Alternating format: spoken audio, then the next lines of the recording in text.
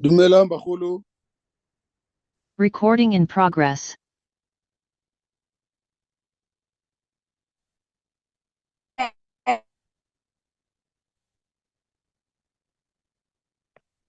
Good morning. Good morning, Chair. Morning, Chair. Morning, everyone. Good morning, Chair.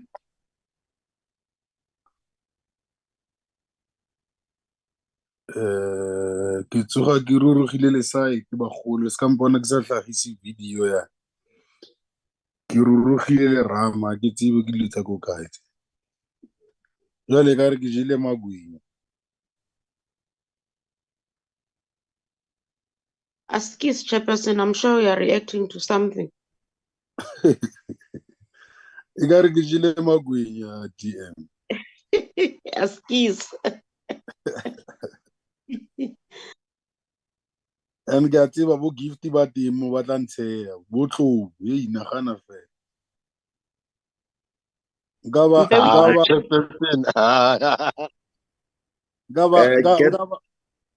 Get well, Chair.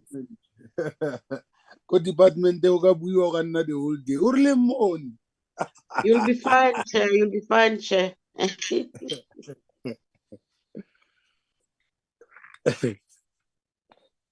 Honorable members, good morning. I think we should start. We're running 4 minutes late.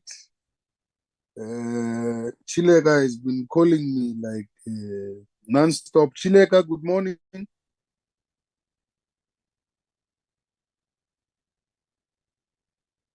Chileka, good morning.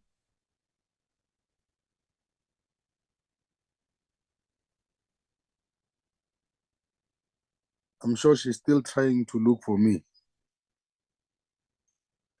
Very abusive young lady. Chileka Dumela. Good morning, Chairperson. She's not in the meeting yet. I think she bumped up because of network, I believe. Oh, very shocking. Yet she's looking for me. Okay, are you able to flight the Kamu? Are you able to flight the agenda for us? Chair, can you hear me? Mola Chilek.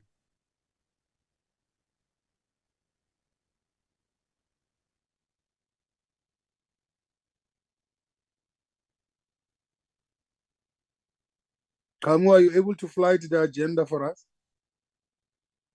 Yes, Chair. Let me do it.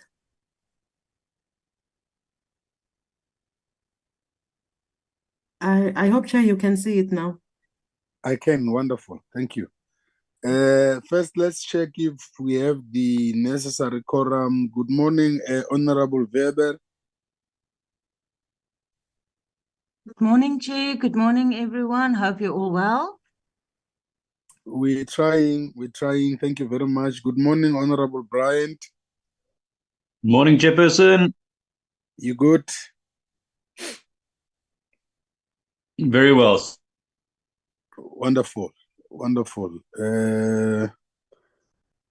Good morning.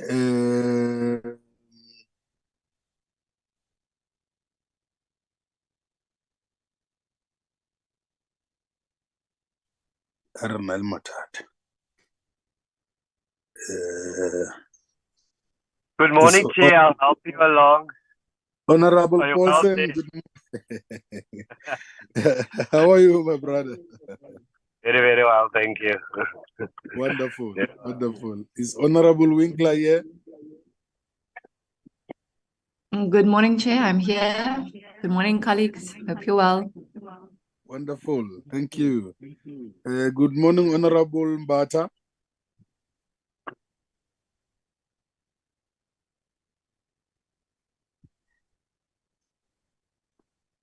Not here. Honorable Mkunu, good morning.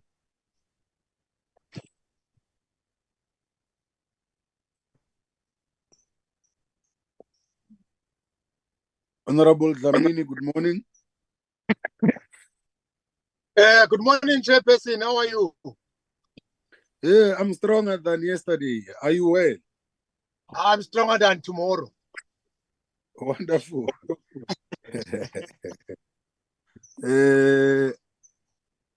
Colleagues, I have just received a call from Honorable Gancho informing me that his brother was involved in an accident earlier this morning. She has been called to a hospital in East London. We hope her brother get well. I suspect she meant that she cannot join the meeting. Kamu, are you able to confirm if indeed we have the necessary quorum with all the honorable members who are here? Sorry, Chairperson, no, I'm unable to do so, but I think Chilega is in the meeting now. Chileka Molo.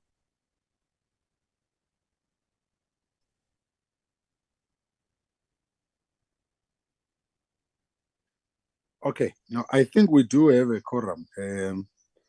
Without waste of time, let's proceed. Good morning, Deputy Minister. Good morning, Chairperson, and good morning to all honorable members. Rea Leboga. I suspect the minister is not here. I don't see her. Minister Gift, is Minister Chris here? Minister is not here. Minister is attending to the cabinet meeting. Okay. Chairperson. So we take it that the delegation is then led by yourself, Honorable Deputy Minister. Correct. That's fine. I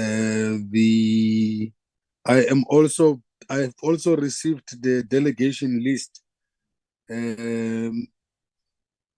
from the department that today the delegation will be led by yourself, DM. We'll have Mr. Kekana, Mr. Nkosi, Mr. Ramaru, Mr. Witi, Mr. Sinene, Mr. Kobese, Mr. Lucky, Mr. Nchanga, Mr. Mguni, Mr. Leontinis, Miss Hani, Miss Mbogoto. From Ismangaliso, Inkosi Mabutu Tembe is here, who's the chairperson of the board. Miss Mtambo, the acting CFO there, the acting CEO of Ismangaliso. Miss Ntuli, the manager of strategic support. South African Weather Services, Miss Renge, Mr. Panduli, Dr. Tau, Mr. Abada, Mr. Mzizi, Ms. Deger, Dr. Mpepa, Dr. Ndabambi, Mr. Ndabambi, and Mr. Mohapi. South African National Parks. Are this, let me check, Chilega, are all these agencies here today?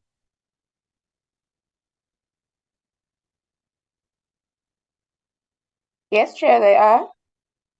But that is not how we agreed. But that's fine. South African National Yes. Parks, Ms. Yako, the board chair is here. The CEO, Ms. Silo, Ms. McCord, Ms. Makukule, Mr. Mtimkulu, Mr. Mukwena, Mr. Zepe, Ms. Fenter, Sanbi, Professor Nessa Mvuni, Mr. Munezi, Mr. Mashile, Ms. Mbizo, Mr. Smith, Mr. Kutu. That is the delegation from the department and all its entities that is supposed to be here today. I'm not too sure if we want to adopt the agenda. In my view, this is a continuation of the meeting that started yesterday and was adjourned. But for purposes of procedure, colleagues, can we adopt the agenda as being flighted? Yes, Chair, I move to adopt. Thank you. Thank you very much, Honorable Winkler. Are there apologies that you have received, Chilega?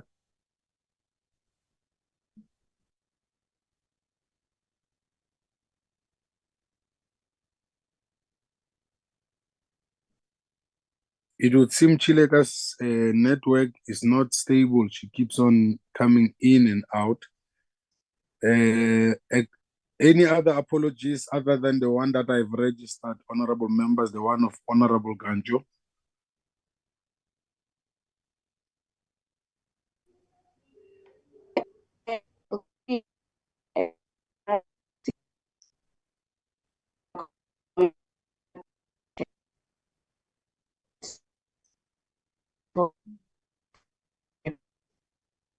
I don't know who's trying to speak there. We can't even hear a word. Honorable Winkler, I see your hand is up.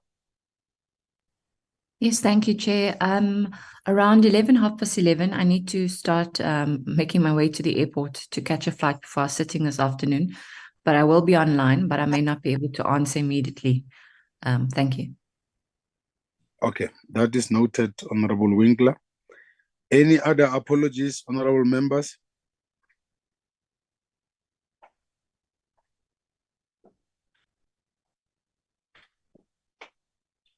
Can somebody inform Chilega on the sidelines that we are unable to hear her? She keeps on getting cut. Her bandwidth is completely unstable. Can we get the move of the agenda? Honorable Chairperson, DM? Honorable Chair, Yes, can I DM? just indicate that from our side department, we have an apology from our acting DG, who was supposed to be here, but she had to attend to other matters that are very burning for us as a department. Okay, that apology is noted. Thank you very much, DM. Okay, I think that should be the end of the apologies. Honorable.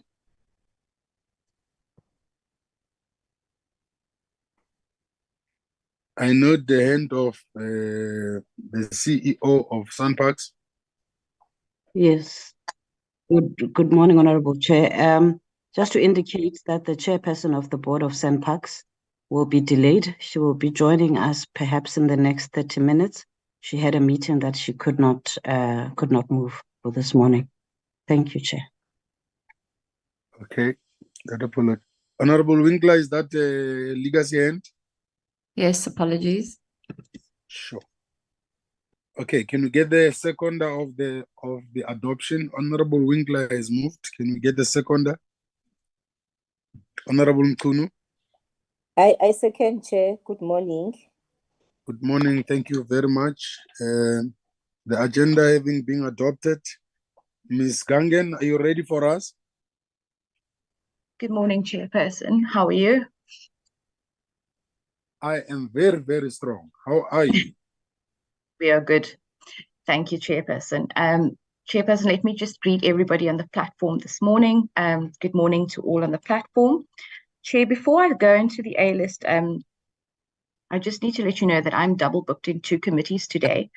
So I would ask that you excuse me after we are done with all business relating to the A list, please, if that is possible, Chair. I don't see a problem at all, Ms. Dungan. Then we should proceed so that we are able to release you on time. Fantastic. Thank you, Chairperson. Chairperson, I'm not going to go through from the very beginning because yesterday we did go through the A list. What I'm going to do is I'm going to focus purely on the amendments that were discussed yesterday and the proposals that were made yesterday. Because Chaleka has connectivity problems, I'm going to try and see if I can't share my screen to fly to the A list because it's been disabled.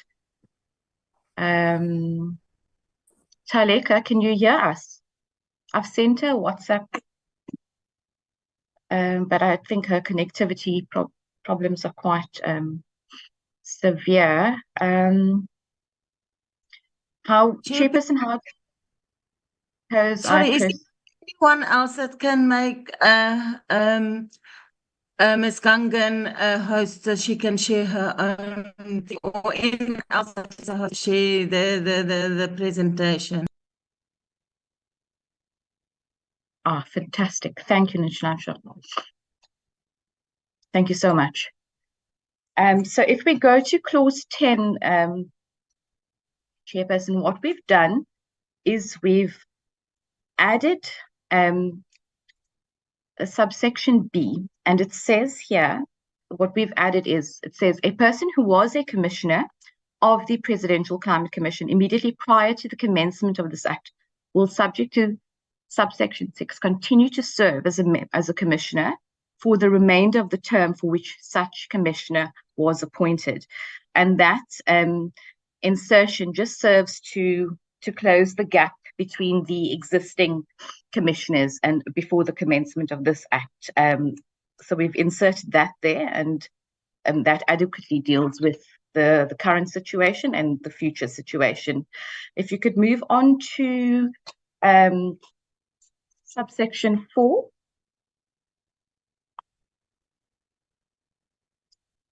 So Honourable Bryant, together with Minister Creasy yesterday, wanted the words "a fair representation" inserted, which we have done. And then under B, lower down, it was proposed that we add the words "a serving member of Parliament," which we've inserted. Under subsection B, serving member of Parliament, we've added the word serving, and then we've also included the words including a member of a provincial legislature. Those were the concerns and the proposals that emanated from yesterday's meeting. Chairperson, those are literally the changes that were made. There was the concern by a minister about the drafting, and I can assure you and the members that the drafting is as per the drafting conventions. There are no spelling errors, there are no punctuation errors. It's been drafted by our state law advisor, who's an expert drafter. But I did say to the committee yesterday that I would check with him regarding the drafting style. He's confirmed everything is accurate. There are no errors, no omissions. And so this A list is good to go, Chairperson. Thank you very much.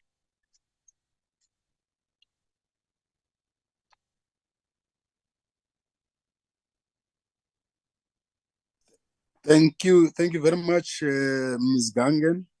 Honorable members, that is the brief presentation following the amendments that we proposed yesterday.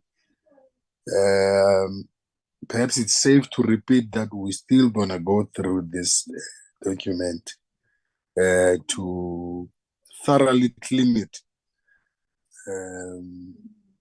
I propose that it be shared, Thiloshni, with honorable members for us to go through it in our own spare time so that we are able to identify anything that you might have missed or any other thing that we think is still necessary to be added before we go to the motion of desirability. Honorable members, are there clarities? Honorable Bryant?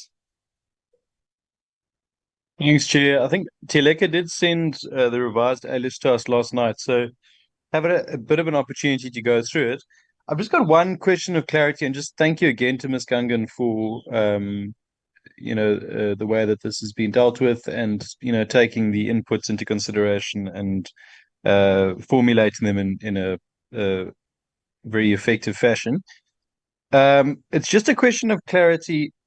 I know yesterday the minister did speak about how SALGA was going to be used as the kind of tool to liaise with members of local government. And I see we have stated there members of parliament, members of provincial legislatures. Does Ms. Gungan, a question directly to you, do you believe that it's necessary for us to include local councillors, municipal councillors, public representatives as part of that as well? Or do you think that we would be covered by the existing arrangements with SALGA? Okay. Chairperson, if I may. So the reality is that we have to believe in the systems that we have in place. And we've now specifically excluded members of parliament and members of provincial legislatures. And my view is that it is adequate for our current purposes. I don't think there's a need to include anything else there. I'm perfectly satisfied with this clause. I think we are covered. My colleagues from the department, however, they're welcome to come in, as well as the state law advisor, if they want to add anything to or to answer your question. Are they here today? Yes. The state law advisor is here today, and the department, as far is here today. So, but it really is, a policy issue, and the department can answer. They are here today. Okay, that's fine. The state law advisor or any other person who wants to take a bite on the clarity of Honorable Brian, welcome. I was not made aware that you are here today.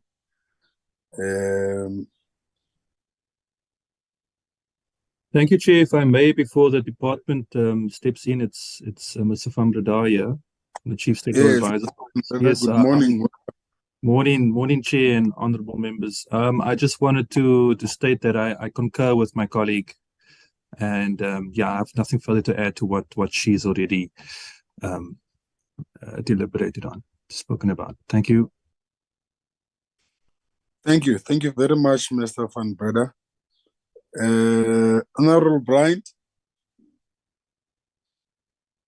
Thanks, Chair. Yeah, I mean, okay, so just to then sum up, so the intention is that local councillors shouldn't serve on the Presidential Climate Commission, but it's effectively up to the chairperson or the president at their discretion to ensure that councillors are not able to serve on on the commission. I do think it's an important thing because in the same way that processes could be manipulated for party political purposes, you may have a grouping of councillors that find themselves on that commission and then are able to do the same thing.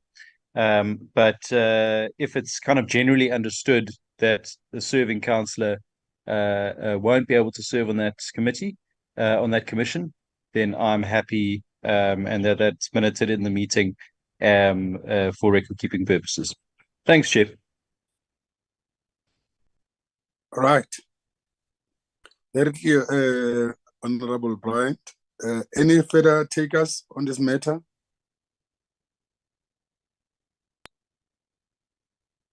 Sorry, Chair. Honorable Can Weber? you hear?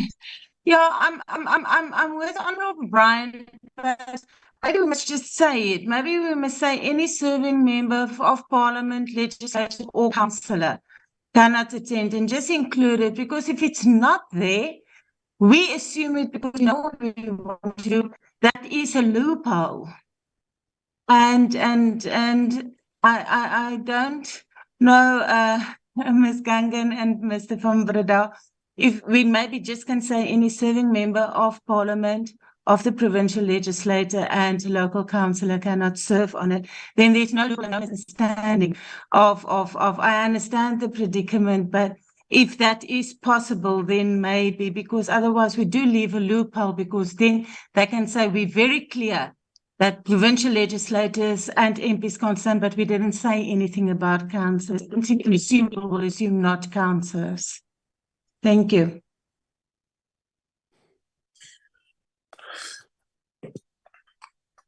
Okay, but then, honorable members, let's put it clear.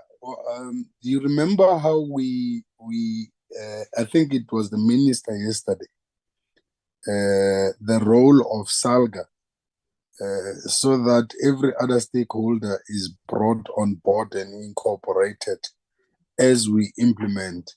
We don't want to get to local government and we're told that this is unfunded mandate and all of that.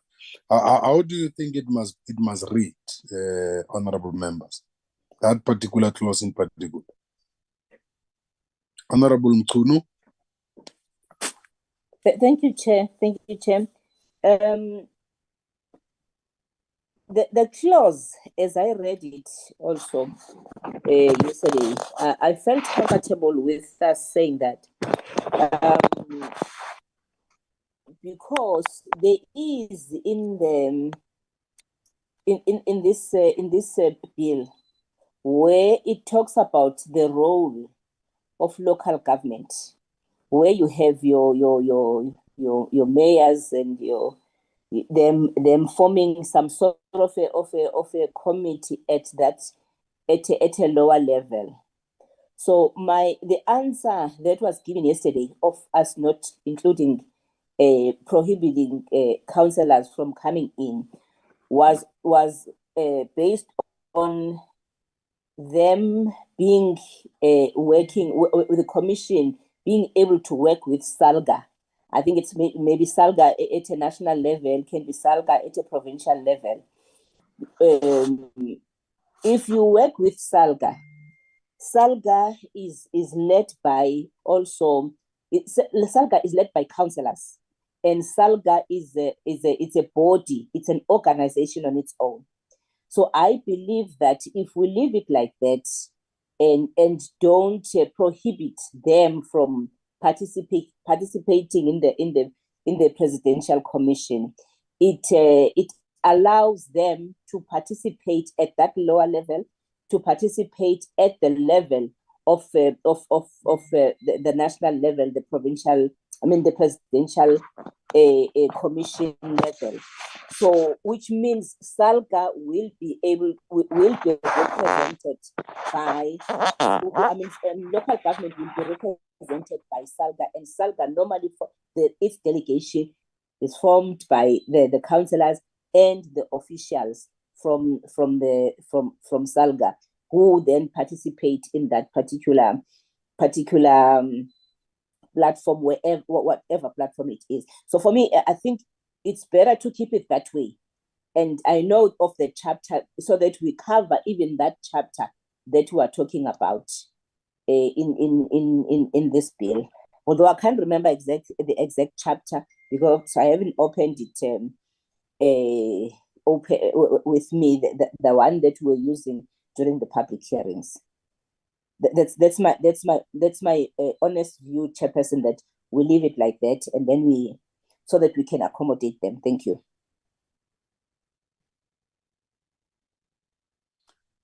Okay. On the flip side of the coin, would it have caused a a harm if we had included councillors. By including councillors, you might not be including SALGA. SALGA is a different body. We mean councillors on their capacity as councillors. I'm not too sure.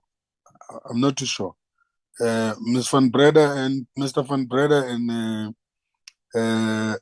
Ms. Gangen, do you follow what we on about? Yes, Chair.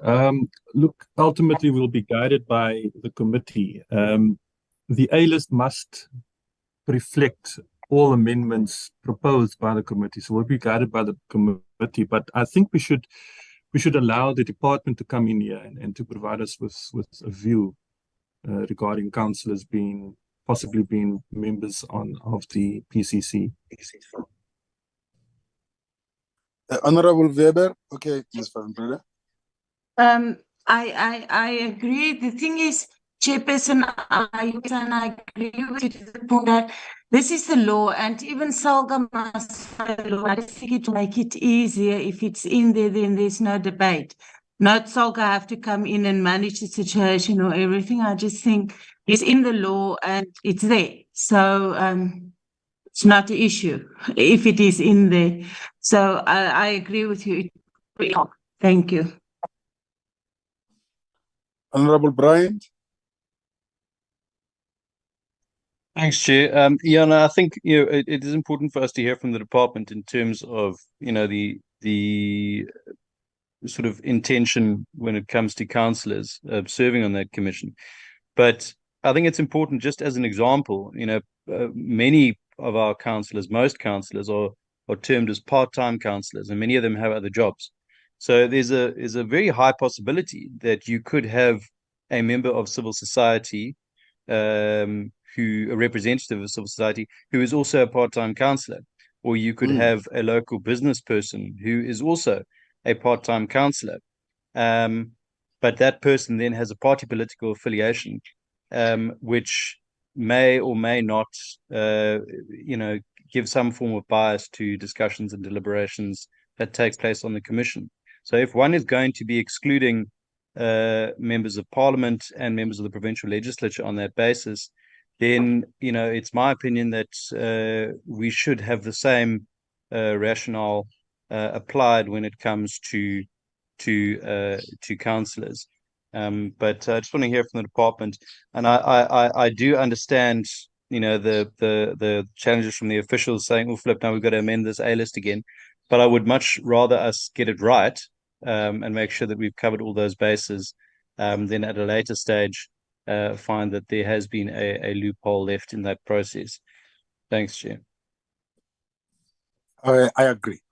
Okay. From the department, can we get assistance? Is it Marcela? Is it Mr. Ramaru?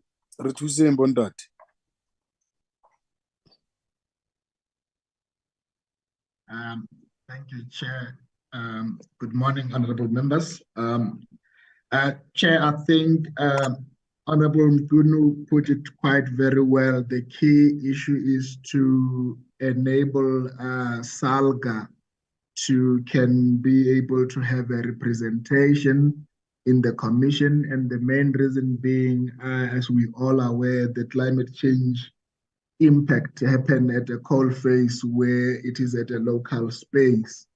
So most of SALGA representation will also have councillors. So as Minister put it yesterday, it will be important from an organizational point of view for SALGA to be at least represented as well in the commission. And I think that was the key area that Minister underscored yesterday, Chair. Thanks, and over to you, Chair. Okay. Thank you, Mr. Ramaru. Honorable Bryant.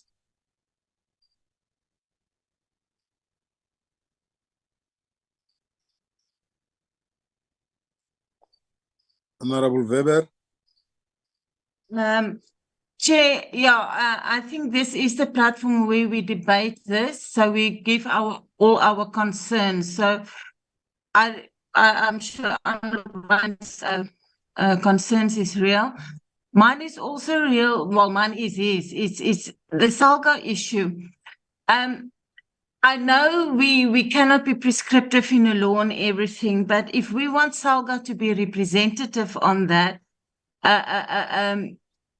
then I don't know. I don't know if you put this in regulations or anything, but we need to ensure that in SALGA, and I know you cannot limit shareholders, but then we must limit, because if SALGA exists out of councillors, the number of councillors from SALGA side, not from other perspective than from SALGA.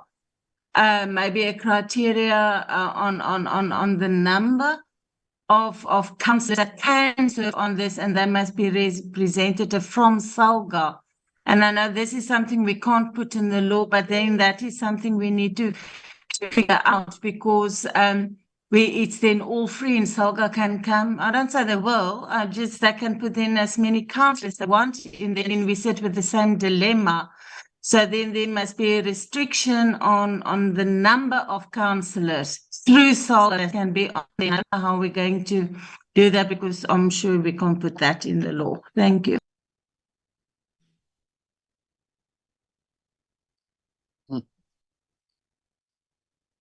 Matata Musa. Simpiwe's iPhone. Is that Honorable Mkunu? Honorable Mbata? Yes, Chair, morning. Good morning. I just want to say that I think the issue of SALGA, the minister did clarify it yesterday, and SALGA, on SALGA, I think it's the chief whips of the municipality that are represented there. They of which I believe that they are in charge of the councillors in their respective municipalities. And how SALGA works, SALGA is the body that works directly with the municipalities. So if SALGA is there, it represents all municipalities. Because remember, firstly, how many municipalities do we have? And how many councillors do we have? If we say we want the councillors to be not represented by SALGA, but represented by themselves, it's going to be, that commission will be too much. But if it's SALGA, then we have the limited number that will represent all the councillors in the whole country. I just wanted to highlight that what Honorable Mkunu has said, it's quite perfect, and Mr. Ramano, it's quite perfect. Let's leave it as SALGA, and SALGA knows how it deals with all the councillors in the whole RSA. Thank you.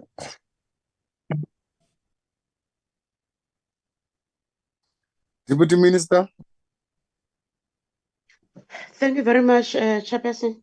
Because my hand was already up when you give a platform to Comrade Simpiwe.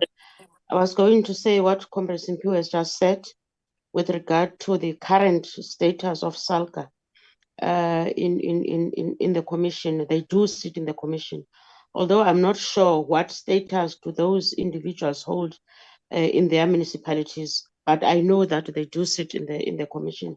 As much as I was not part of yesterday's meetings, but I agree with Comrade Simpiwe and Comrade Mkunu.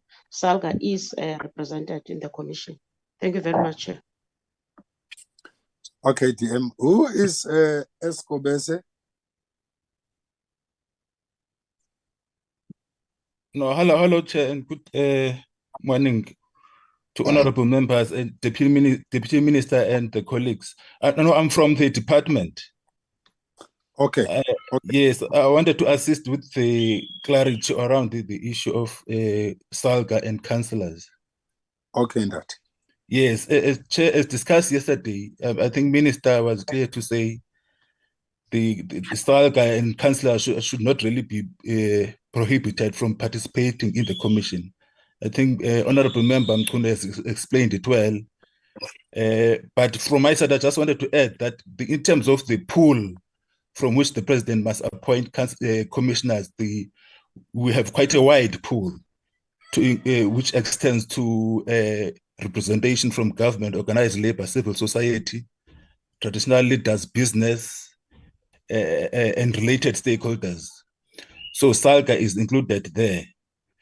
And also, Chair, the process, remember, we've now included a very open and transparent process of appointments, the call for nominations process. So the process will be quite transparent. Everyone will know who's been nominated and who will potentially be appointed.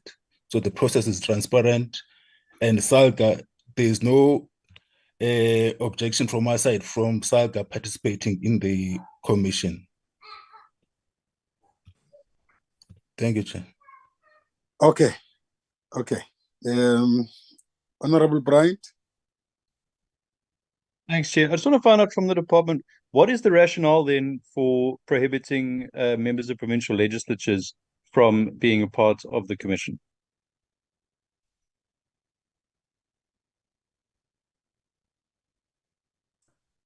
I doubt if they would have an answer, Honorable Bryant. Chair, if I may, on this one, well, Chair, they need to have an answer because they proposed it between yesterday and today. So, Mr. Kobese. Yes, Chair. Maybe to close off on my last point, they must also not forget the element of fair representation, the inclusion we've made yesterday to say the representation must be qualified by fairness, meaning that there must be balanced representation. So it's not really foreseeable that there will be more representation from one group in the commission. That's why we inserted the wording fair representation, so that there's that balance. On the issue of the prohibition of MPs and MPLs, I think that provision emanates from the concern from the PC, from the committee that said there may be a potential conflict of interest if members of parliament are to be commissioners, especially members of parliament who would also be serving in this portfolio committee, for example.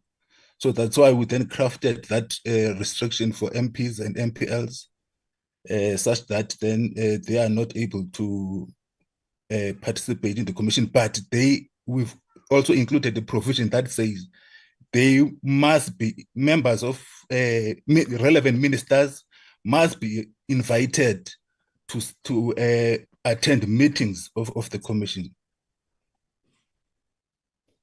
Thank you. Honorable Weber. Thank you, Chair. Chair, I hear what Honorable Kobese is saying. I want to understand this. Basically, my understanding is from us not having serving members of parliament and provincial legislature, and in my mind, councillors, is active politicians not serving, already have a job, and serving on this, not serving on this commission. So now the debate is whether SALGA as a stakeholder should be on or not. But my question is there members of SALGA that is not councillors and that they then serve on it, and then we need to be specific on that, because Honourable Brandt is quite correct. If we have not provincial legislators, what is the key thing? We said ministers can be invited, and that is true, but they're not serving on it, so they can invite. And I must meet and sit on top of the presidential commission sitting. So we're always welcome to go and sit on it and contribute, but we serve on the commission. And I think we need to be clear on that a serving politician, although you have to prescribe them, is not ideal to sit on the commission, but nothing is stopping one from attending it or or contributing in any capacity. But if SALGA, as members that can attend in SALGA's capacity that is not serving councillors, I think that will be helpful. I can have guidance on that. Thank you very much. Honorable Bryant. Chair, I'm largely covered there. It's just we have to make sure that when we're making this legislation, we have to make sure that we cover ourselves for potential issues that may arise in the future. And I fully agree that SALGA must be represented on that. As an ex-councillor myself, I fully agree SALGA needs to be represented on the PCC, 100%.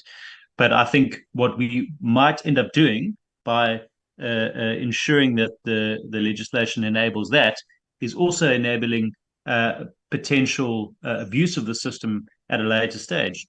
We have no idea who's going to be a government for the next 20, 30 years. Things could change, and we could end up with a situation where the PCC then gets stacked with party political councillors in order to achieve a certain end. And I think if the intention is to prevent MPLs from serving, because MPLs obviously don't sit in the NA in the same way that we do, if there's an intention to prevent MPLs, we should, by extension, have the same rationale when it comes to councillors, specifically councillors who are elected on a party political ticket. Thanks, Chair. Okay, thanks, Honorable Bryant. Honorable members, look, I might not have been a councillor before, unlike Honorable Bryant and Honorable Mchunu, and have never been a member of SALGA. But how I understand SALGA to be functioning is that SALGA is responsible for all local government. It's a representative of all councillors, in particular from local government, and that it has the administrative element of the institution, which I don't think we can then prescribe in this piece of legislation, that SALGA can be represented in the commission, but it will have to be represented by either a councillor or an administrative area of the institution. But I think in the name of peace and progress, let's include SALGA and leave it to the legal gurus and the department to refine it, come back to us if it makes legal sense, and if it does not, also come back to us so that we don't find ourselves having a loophole. Is that a fair resolution on this matter?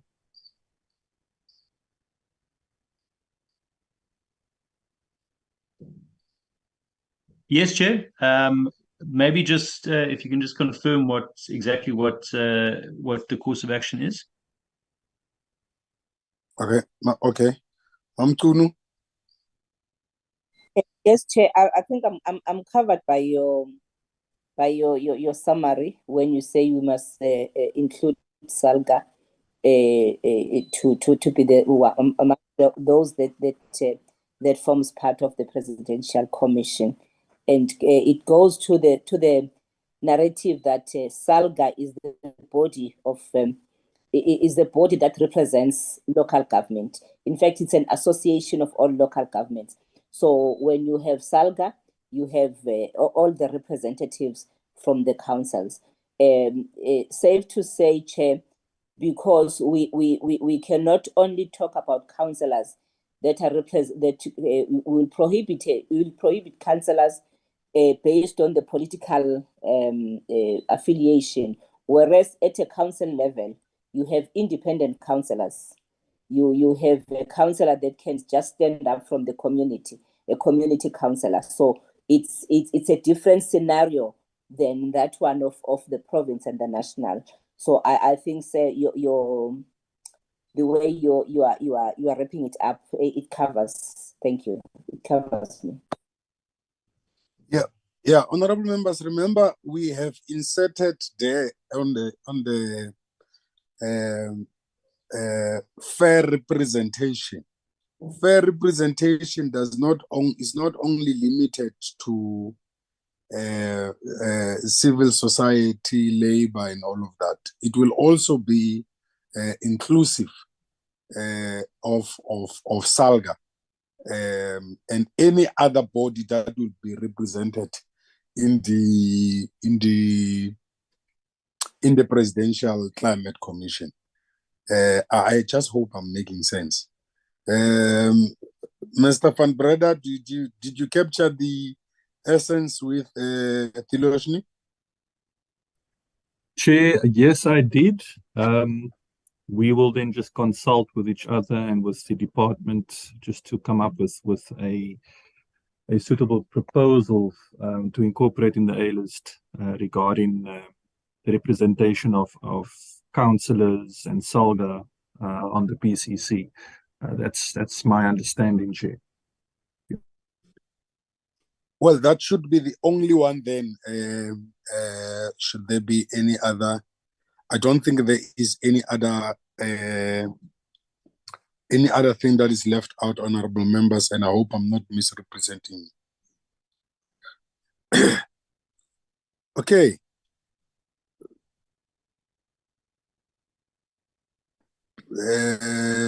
Chilega, we have not heard your voice today. Are you well? I'm well, Chair. Thank you. Oh, it was finally. just connection on my side. Finally. Yes. Okay. Mr. Van Breda, when can we get that piece? Because only after we get that piece, we will be able to go to the motion of desirability. Chair, we will have to consult with the department regarding this. I'm assuming probably by Friday. I'm not sure when the committee has another meeting scheduled, but I think by the latest Friday, you'll probably have an amended A list. That'll be the latest date, Friday, Chair. Honorable members, as Vrydag reg. Thanks, We Chair. have Chairperson, mini plenaries. sorry, There's a mini Chairperson, can I plenary on Friday in the morning, Chair. I'm going to suggest that we raise our hands so that we don't speak all of us because I can't hear who's speaking. Honorable Bryant. Thanks, Chairperson. And as I said earlier, one doesn't want to drag this process out, but I think it's because that second provision in terms of members of provincial legislatures was included. It's brought up the question around councillors, and it is important for us to clarify that. If we are only going to exclude parliamentarians, that would be a different story, but MPLs as well, and then councillors, it does bring up a whole lot of other discussions. So it is important for us to get that clarity, unfortunately.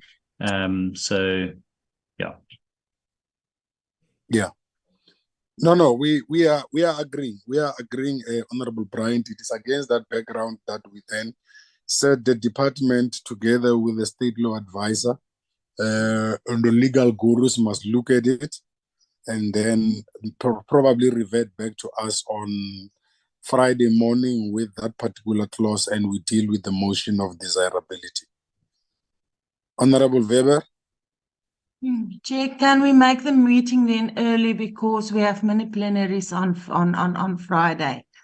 So either before 10 o'clock that we start, say 9 o'clock, it's just that, or then it has to be in the afternoon after the plenaries are finished. Chilega. Yes, Chair, I'm okay with the proposal, but I'm also looking at my program. I'm left with about 2 or 3 meetings for us to finalize the bill. And also this A list needs to be incorporated to other clauses as the bill was introduced to the committee. Remember, the A list comprised of the proposal after the public consultation. So there's also printing that is involved. So maybe T and Sean can advise in terms of taking the complete bill, which will result into a B version. Are we going to be able to meet the printing deadline as well? Thank you, Chair. Is Friday very far for you? Today is what? Wednesday. The legal team can advise, Chair, but there's CRIDA that is involved. We need to incorporate other clauses as well so that we can have the B version, which I was hoping that we can adopt it maybe next week, Tuesday and Wednesday, we should be done with the bill. Yes, but if we deal with the A list, the final piece, because Friday this is the morning. only, if we deal with this clause only, if we clarify this clause early, 9 o'clock, 8 o'clock, as per proposal of Honorable Weber on Friday, we should then proceed to next week, Tuesday and Wednesday, as per your plan. Okay. Okay. Ms. Gangen and Mr. Van Breda will leave it to Friday morning. Chilega will schedule us a meeting around probably 9 before we go to mini plenaries. That should be the only clause, and then we'll continue with the schedule as it is. Right. Can we then move to the next item in the agenda? Thank you very much.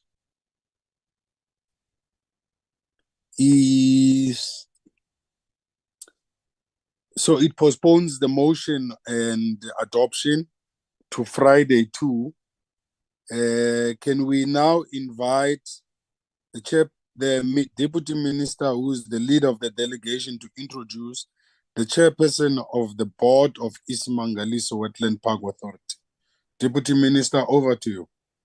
No, thank you very much, Chairperson, and good morning again. Chairperson, because this is a continuation of yesterday's meeting, so there won't be any statements from ourselves as executive, besides to say that indeed the chairperson of the board is here from Isimangaliso and the acting CEO. So can I then, through yourself, ask them to take us through their third and fourth quarter reports as per your agenda item? Thank you very much, Chairperson. Chairperson of the board, can I give over to yourself then? Thank you very much, Deputy Minister. Thank you very much, Chairperson of the Portfolio Committee, for affording an opportunity to give us an opportunity to make remarks before I could hand over to our acting CEO. My greetings to the honorable members of the Portfolio Committee, CEOs present in the meeting, officials present as well.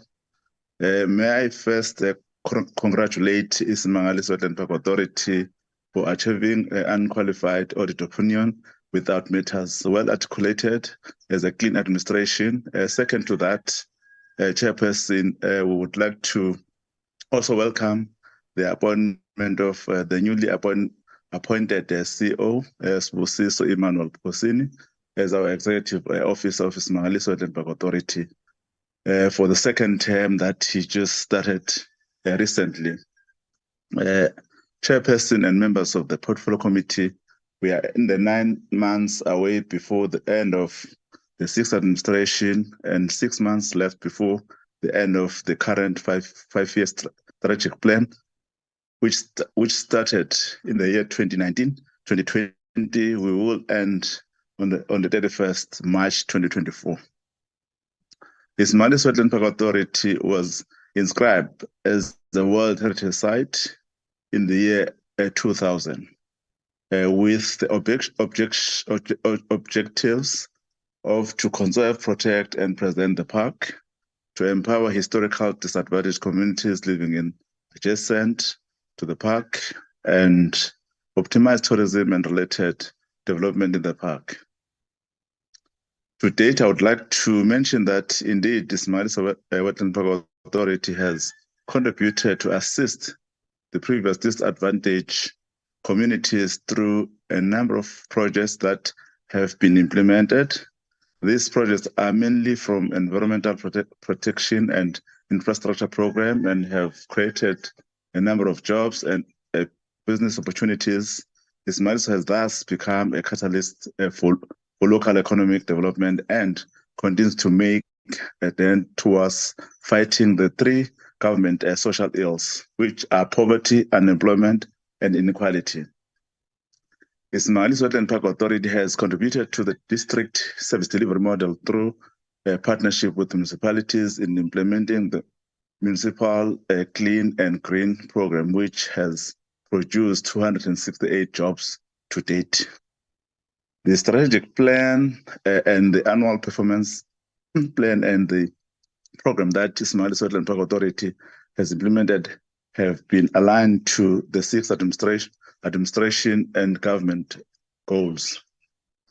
Chairperson, I'm here today to give comfort that all the output indicators which we had planned have been to date delivered and will still be delivered at the end of the 5-year plan period, which is 31st March 2024 and at the end of the 6th administration term.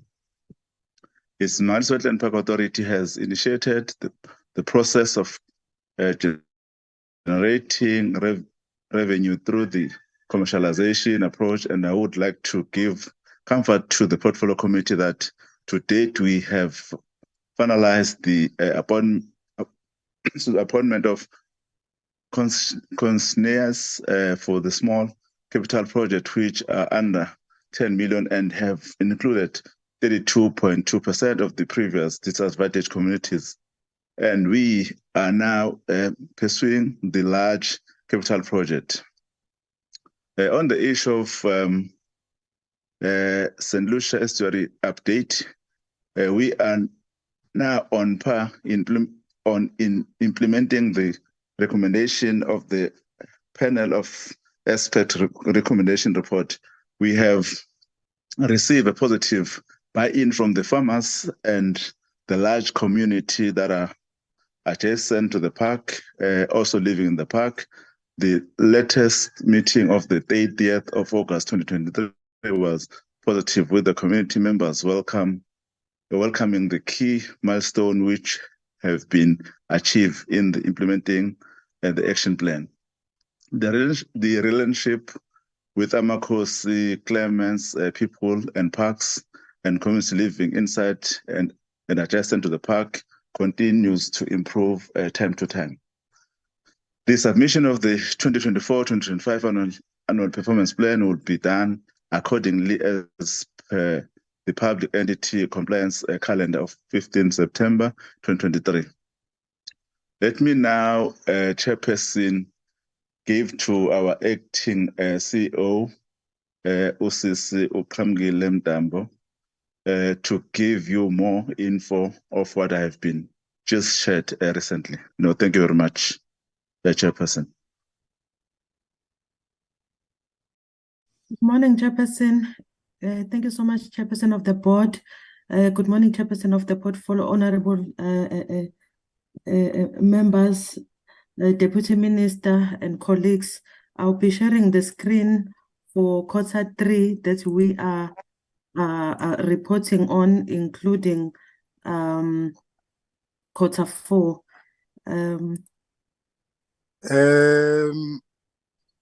Acting CE, I'm going to request that in the interest of time, likewise, we only focus on the red areas that were not achieved. Yes, Chairperson, we'll do so. Thank you. Thank you, Chairperson. For quarter 3, we had Isimangaliso Wetland Park. We had 55 targets for the quarter, and we were only unable to achieve. We were not able to make or meet the target of 5 out of the 55. The first one coming from slide 9, where we did not get the ICT governance framework to be approved by the board. But at the end of Q4, we were able to achieve this target. The ICT governance was approved. The reason for not approving the ICT governance framework, it was at the stage of consultation. And then the second target that we were unable to achieve, it was under biodiversity, in particular with the meetings that we normally have with Ezemvelo that assist us to Ezemvelo, as we have a working relationship as Isimangaliso and Ezemvelo are key major stakeholder of Isimangaliso as well. So we're not able to have that meeting, but corrective measure is that we had 2 meetings at the end of Q4, or by Q4, we're able to meet all those 2 meetings. Then the third one that we're not able to achieve on Q3 was on slide 21 in around tourism. The first one had to do with the number of kilometers of road maintained. This was because we were still busy with the SCM processes where we are appointing the service providers. We had already appointed the panel, but it was now focusing on getting the service provider that will be doing the maintenance of road. This was then concluded by January 2023, and it was concluded by Q4. Then the next target that we're not able to achieve on Q3 was the number of kilometers to be fenced. We had 20 kilometers to be fenced. It is the same challenge that we had, but mostly on this particular one, it was because in the month we had a lot of rains that came, and we are unable to put fence whilst there was a lot of flooding at the time. So as the water went down or subside, we were able to put the fence in the second quarter. So that was then we were able to meet the target in Q4. The next target that we always have this challenge is the target around revenue to the park. At Q3 we were not able to meet the target. The target was that we had to do about 16 million of revenue, but the target we only go to 15 million at the time. And if the challenge is basically is that because of the weather conditions, severe weather condition, where with a lot of water floods, and the bookings were then cancelled afterwards, that meant that people were not coming to the park because of those cancellation in the bookings. So, but we were able to meet our target, as Board Chairperson said, that the finalization of small capitalization was done. So we were able to push our target on Q4. Then if I move to Q4, Chairperson, there was no target that the entity did not achieve. We achieved 100%. As indicated, we had 55 on Q4. We had 53 targets, and all of the targets were met. I'm now going to move to the financial position or financial part of the presentation, Chairperson. But every target that was meant to be met was met on Q4. Okay, as the Board Chairperson indicated, Chairperson, that Isimangaliso, we were able to achieve a clean audit. The steps that we took towards us achieving clean audit, we had to develop an action plan and make sure that we implement the actions that we had set ourselves to do. And also in the previous years, one of the issues that we normally encountered was issues around the SCM. And what we then did as the entity is that we took our employees to trainings, and we also, when we improve our internal controls around supply chain units. And every tender that was awarded, it had to go to our internal auditors for them to express their opinion before any tender be awarded. And also, we also added that on quarterly basis, we're preparing our financial statements so that when AG comes, it was easy because we will monitor everything on quarterly basis. That resulted to the result that we achieve a clean audit. In terms of Q4, our total revenue went to a cumulative of about 192, and our expenditure was maintained accordingly, about 250 million. And we at the time, we were able to increase our asset by 20 million. And in terms of the current ratio, in terms of asset into liabilities, we were 1:1, which means that our grants were cash backed. And in terms of liquid, we were liquid, taking into account the grants that we received from the department.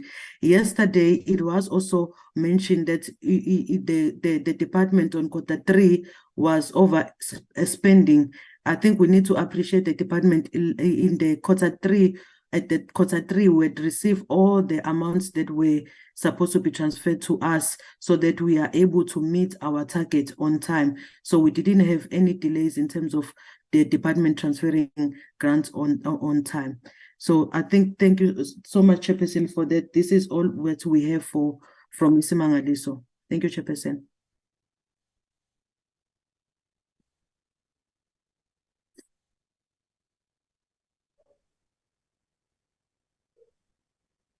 Thank you very much, Acting CEO.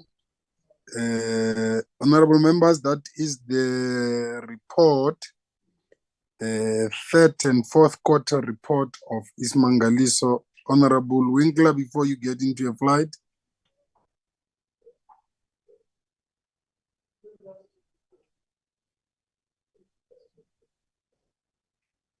Chair, am I able to proceed?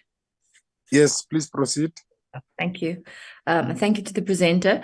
So I have a few questions. I know that the revenue took quite a dip because of the significant flooding that took place at Isimangaliso. Were there any significant damages to infrastructure, accommodation, roads? And is there a repair or maintenance plan in process at the moment that is obviously impacting whether or not we're getting those visitors to the park? I know that I did visit Isimangaliso, and I noticed that a lot of the accommodation or chalets are in various deteriorating states, and they're not really, many of them fit for occupation by visitors. So I'd just like to know what is happening with the upgrades to the accommodation. Then I just wanted to ask about the road maintenance. You had mentioned that there was some delay on that. Because of the SCM. I know that to many of the campsites in Isimangaliso, the roads are quite treacherous, and on the website it actually says that you have to use a 4x4. So will the roads maintenance that you have envisaged include upgrading those roads to the various campsites? Then just in terms of poaching figures, have there been any recent poaching events in the park? And what is the action plan around that? And then just with regard to alleged sewage leaks that are taking place, I think in towns around Isimangaliso, and filtering into the estuary, just if you can confirm if that is indeed something that the board is concerned about. Has this been investigated, and has there been any evidence that there are sewage leaks into the estuary?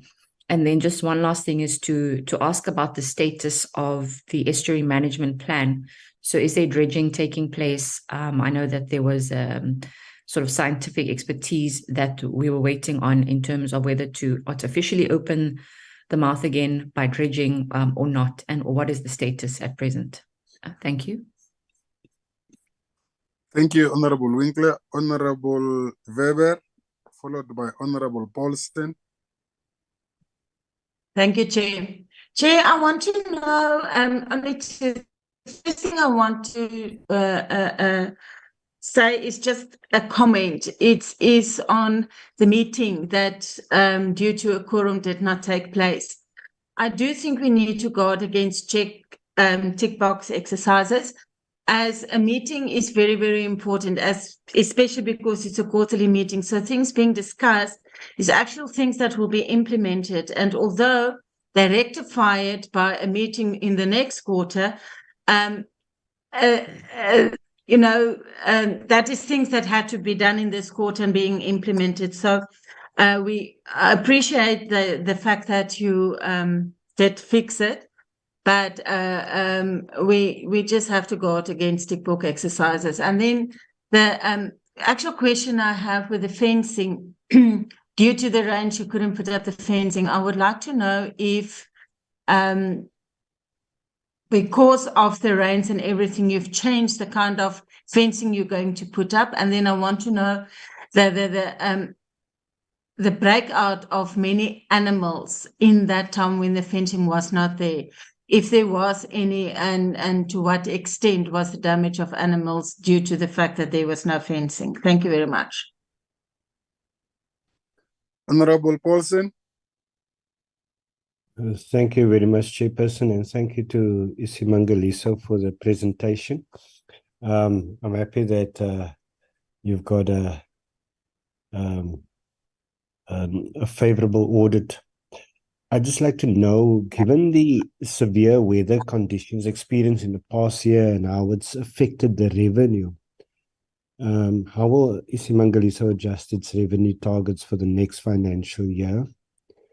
And also, how has the inclusion of surrounding communities in economic empowerment activities in the park affected the incidence of poaching and the security around the park as well? And also, the estuary mouse has been a problem. It's critical for the Isimangaliso to maintain its heritage status. How has that been? What is our experience over the past year? Has it not closed up, and did we not have to go and again open up the mouth of the estuary? Thank you very much, Chairperson. Thank you very much, Honorable Paulsen. Honorable Mchunu. Thank you, Chairperson. First, let me appreciate the presentation and the positive part of it, of the financial status of Isimangaliso and the financial management. Thank you so much. Just one question on, I'm just adding on the question on the meeting that didn't take place because of in the third quarter. I know it's I'm just checking if Isimangaliso and Ezemvelo Wildlife and the Nature Conservation Board relations are able to improve. What is it that what is their take? Are they seeing a positive sign in terms of improving the relationships? Because I know we need each other as we operate in within KZN, all these entities. The last one, Chairperson, pardon me. The last one, Chairperson, on the issue of estuary will be to the opening of the mouth and the processes, the involvement of the community. Maybe if we can request that we do have a session where we are fully briefed by Isimangaliso, if there is how much is the progress that they've made. Are they yielding any results, even in terms of the communities down who were affected, the farmers up St. Lucia and those that are in Sokulu? Are we making any improvement when it comes to those issues? My proposal, Chair, is that on that particular issue we get a report that we'll look at as the portfolio committee and deliberate on it and see if really there is improvement, so that we know how to, so that we are comfortable that yes, we are on the right track.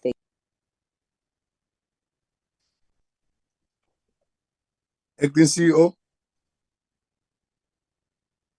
Thank you, Chairperson. Starting with Honorable Winkler, with regards to the revenue and the damage on roads, yes, we have the Ismangaliso Wetland Park does have the maintenance plan, which gets approved, or as projects are being approved, it gets implemented. So as we do our supply chain processes, we align them with the maintenance plan. And in terms of the accommodation, if I may also maybe take the committee back, is that as Ismangaliso is in the process of taking over Ezemvelo facilities, which are run by Ezemvelo currently, and what is expected, what we are doing currently is that we are at a stage where we are supposed to submit. Been a few weeks now since the Lions. You've probably been able to reflect a little to come together and try and win a test series. And I think actually, Honorable Paulson. Sorry, Chair. Okay, so with regards to Paulson, which channel is that?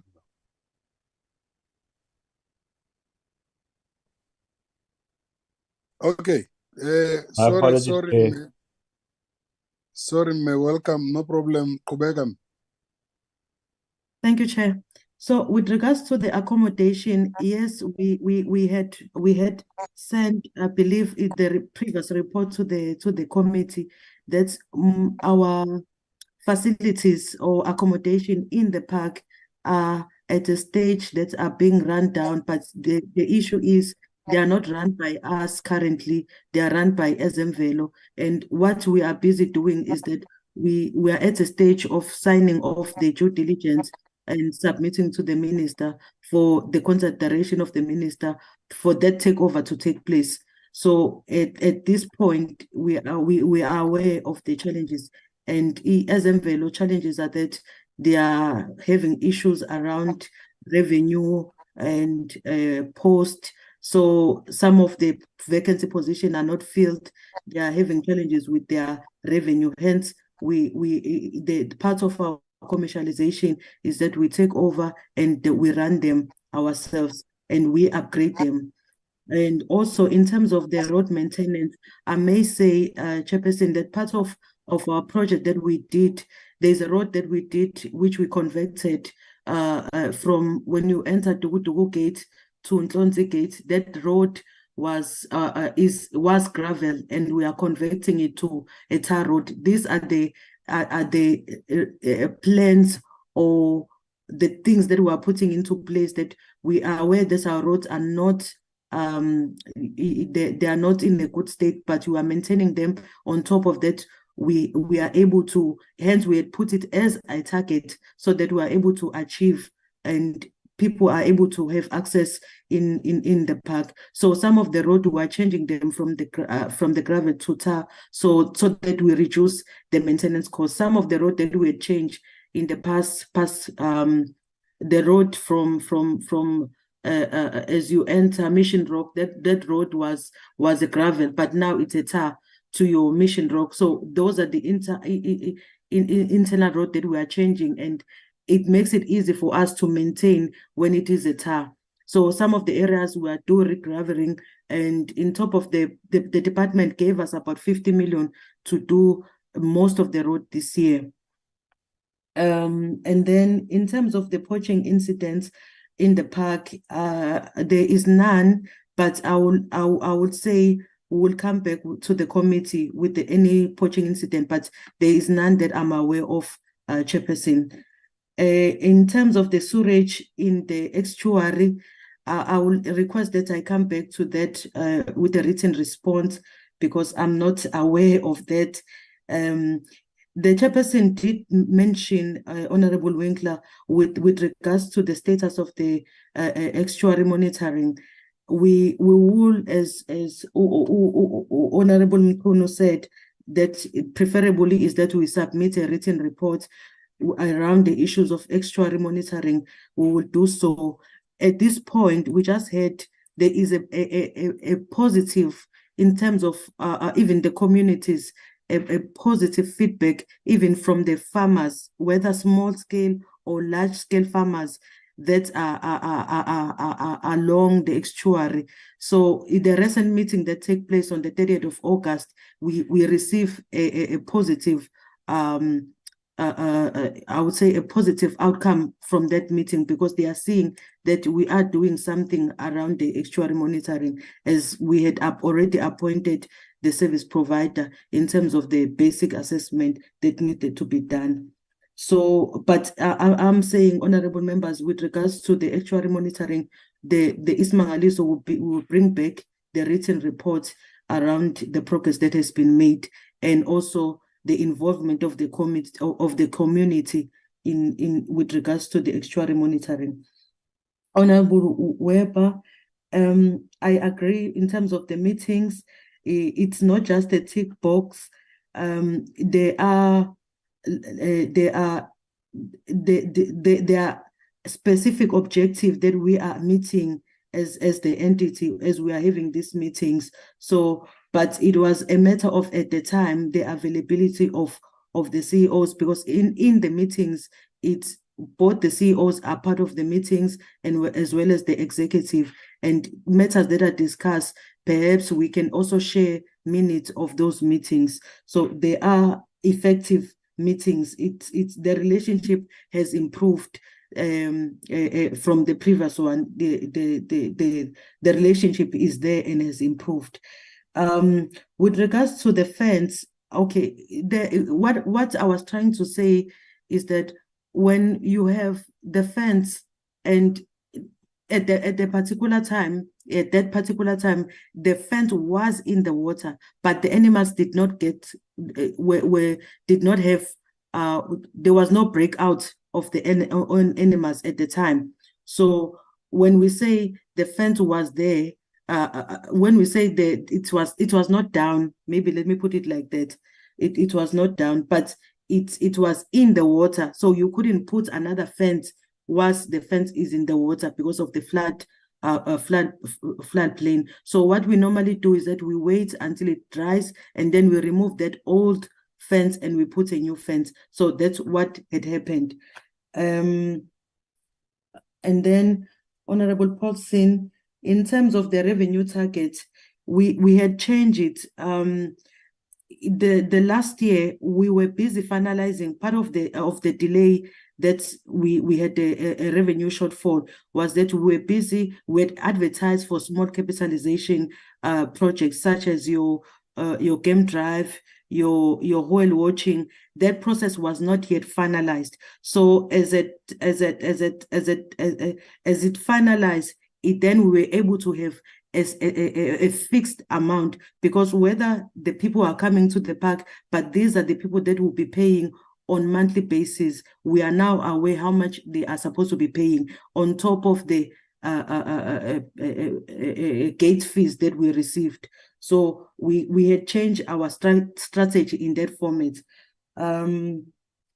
In terms of the surrounding communities poaching, as I said, I'm not aware, but we will be responding in writing.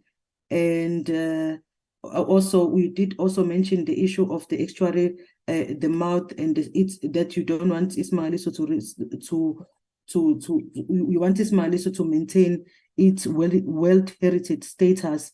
As I said, we'll be sending back the report around the actuary monitoring. Honorable Mtunu, with regards to the meetings, yes, as I said, the relationship is improving, and we are receiving positive. We have a good relationship as we speak. We have another meeting that we are setting on the 15th of September. So I believe these type of meetings will no longer have challenges going forward.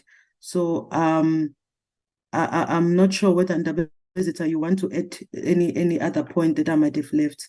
Thank you, Chairperson.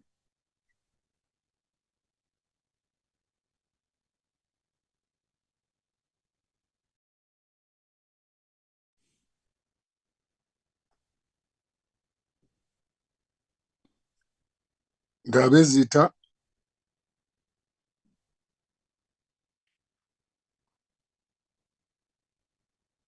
Okay. Acting CE, I think Honorable Winkler spoke about the reconstruction of your rondables or something like that, dilapidated infrastructure, and you only spoke about the repairment of and maintenance of tar roads. Do you want to speak a bit about that? Yes, Chairperson. I did respond in saying that the accommodation that was made reference by Honorable Winkler, these are the ones that are currently run by SMVelo. So we had in 2019, 2020, we had did some small repairs, but of course, as the agreement that we have is that we are in the process of taking over those facilities, and we are at a stage where we are saying we are doing a due diligence with that what risk that can affect so that we mitigate them now, us taking over those facilities. So at this point, we are doing due diligence. The whole exercise has already been done. It was just the minister said to us, before we take over, let us do an independent due diligence. Then we'll be able to do further renovation after the takeover. Thank you, Chair.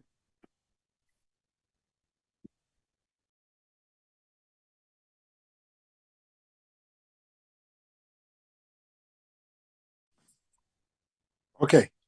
Honorable members, that is the report, and those are the responses from Ismangaliso Wetland Park authorities. Can I check if there are follow-ups?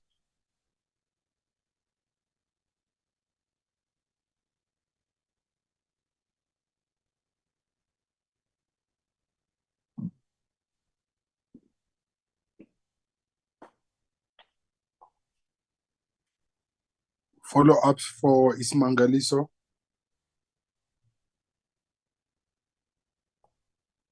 Okay, none. Thank you very much to the board chair. Thank you very much to the acting CEO of Ismangaliso. Can we then move to the South African Weather Services?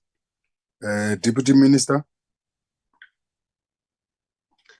Thank you very much, Chairperson, and thanks also to the Chair and the Acting CEO of Ismangaliso for responding to those questions that has been raised by members. Just to do the same, Chairperson, we have the board chair of SOURCE and also the CEO of SOURCE on the platform. So without any waste of time, can I then give over to the chair so that she or he can then, I think it's a she can then give over to the CEO. Thank you very much, Chairperson.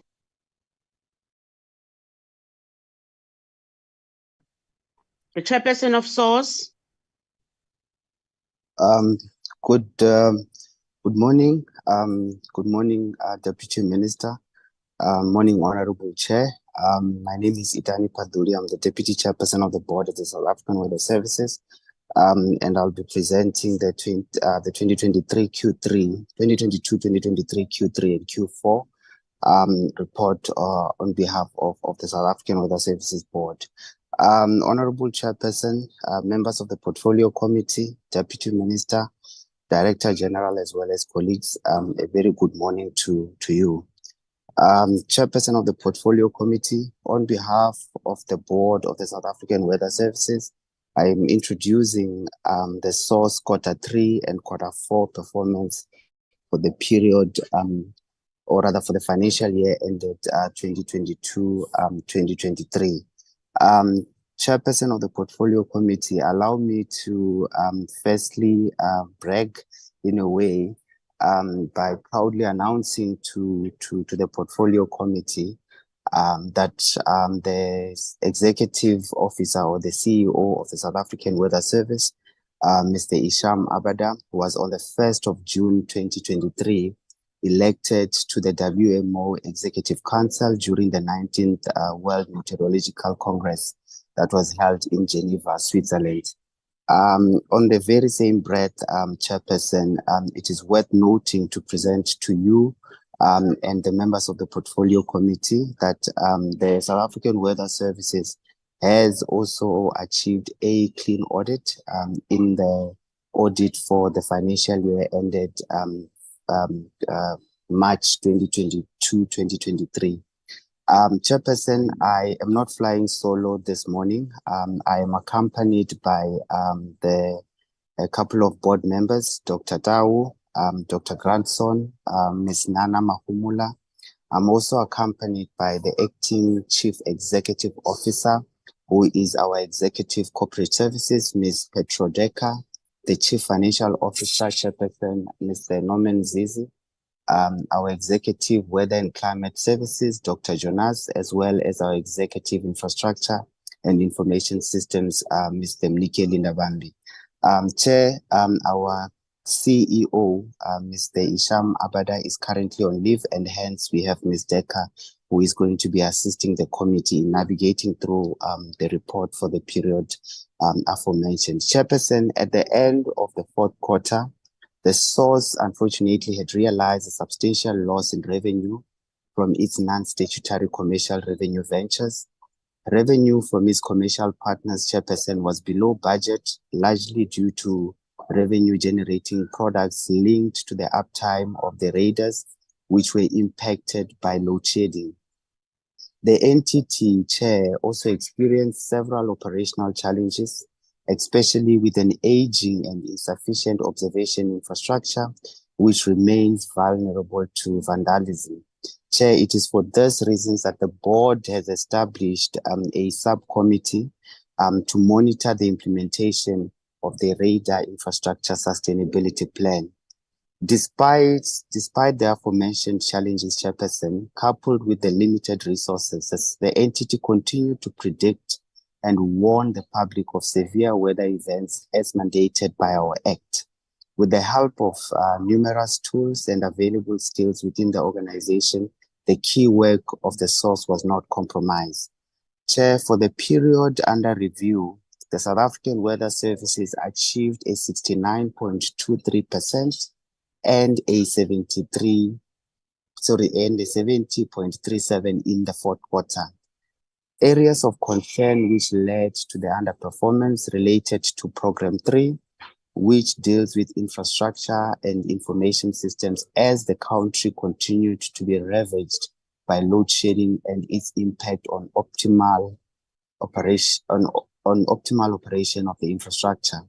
Chair, the South African Weather Services developed its integrated infrastructure sustainability plan that will be implemented over a 5-year period with the aim to expand, automate, and modernize the various observation networks. This also entails implementing alternative power solutions to minimize the impact of load shedding, and implementation of this 5-year plan has already begun in the 2023-2024 financial year.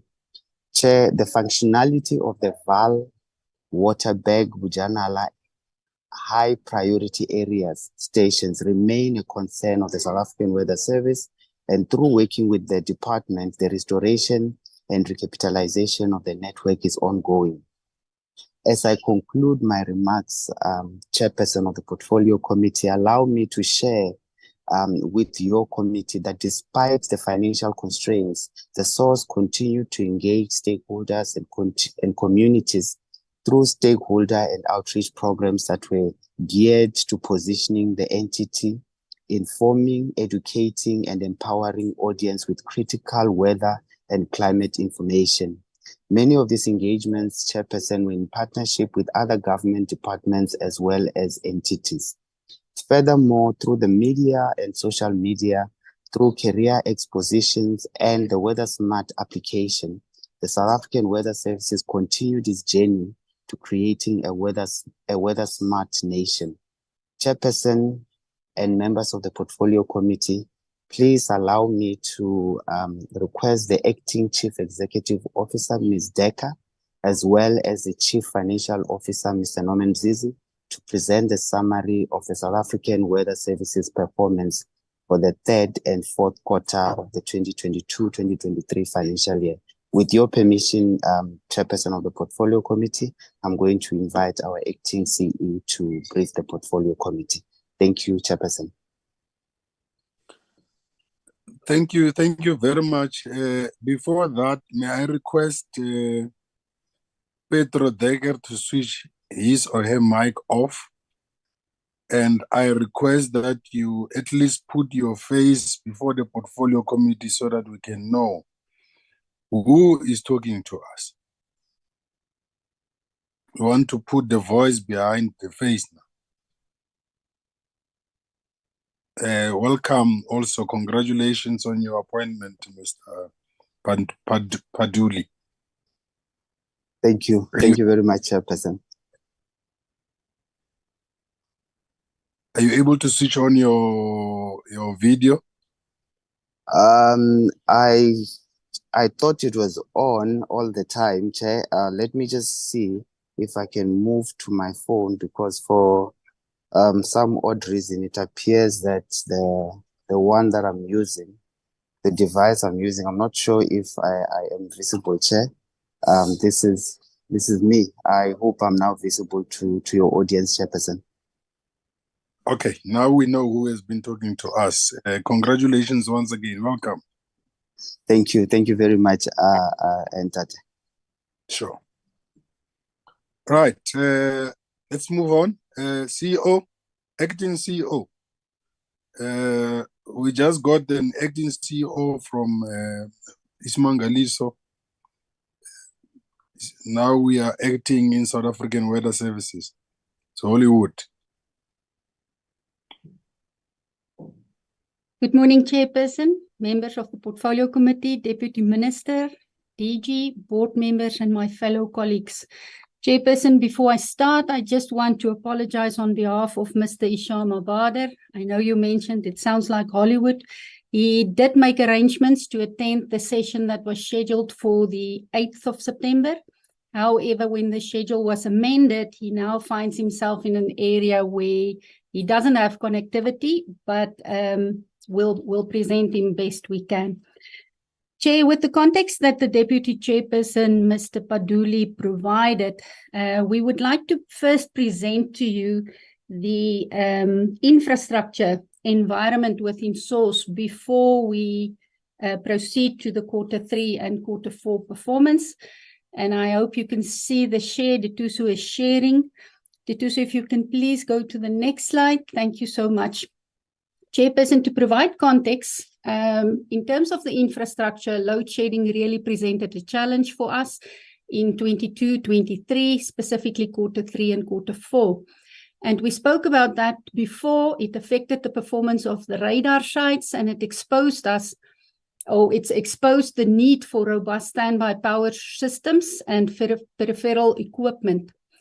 The SOURCE then initiated an implementation plan of the radar infrastructure sustainability plan, and it intends to address the challenges facing the network. Management and the board is monitoring the implementation, as well as that of the integrated infrastructure sustainability plan, to make sure that we can address the challenges that we face with the observation networks.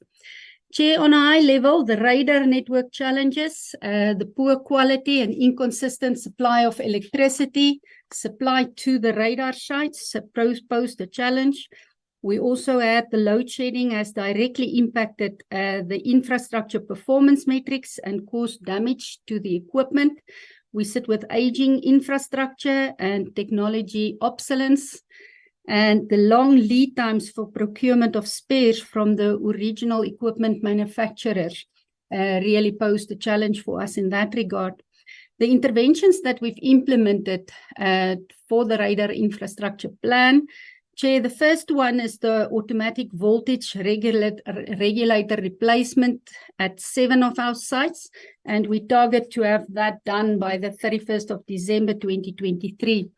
Then also we are busy with the Cape Town radar site. We want to implement 20 kVA UPS, and that has been completed. We estimated 30 September, but that project has been completed already. We're also working on the dual polarization project, which includes the midlife upgrades at Durban, software upgrades that needs to be done, systems training and hardware upgrades, and all of that we plan to have done by the 31st of March 2024. Then in addition, we've got solar backup project at Irene, Ottosdal and Bethlehem that we are attending to. We're installing solar panels and battery backup power. Then we've got the UPS battery packs upgrade for 7 of the S-band radar UPSs, and we hope to have that done by the 31st of December. We're also working on the fire suppression system for Irene and the Durban radars, and we hope to have that completed by the 28th of February 2024. Chairperson, other interventions that we are looking at is the procurement of magnetrons, control processor for Mtata radar, and a panel of service providers that we are busy appointing to assist us with generator repairs and maintenance.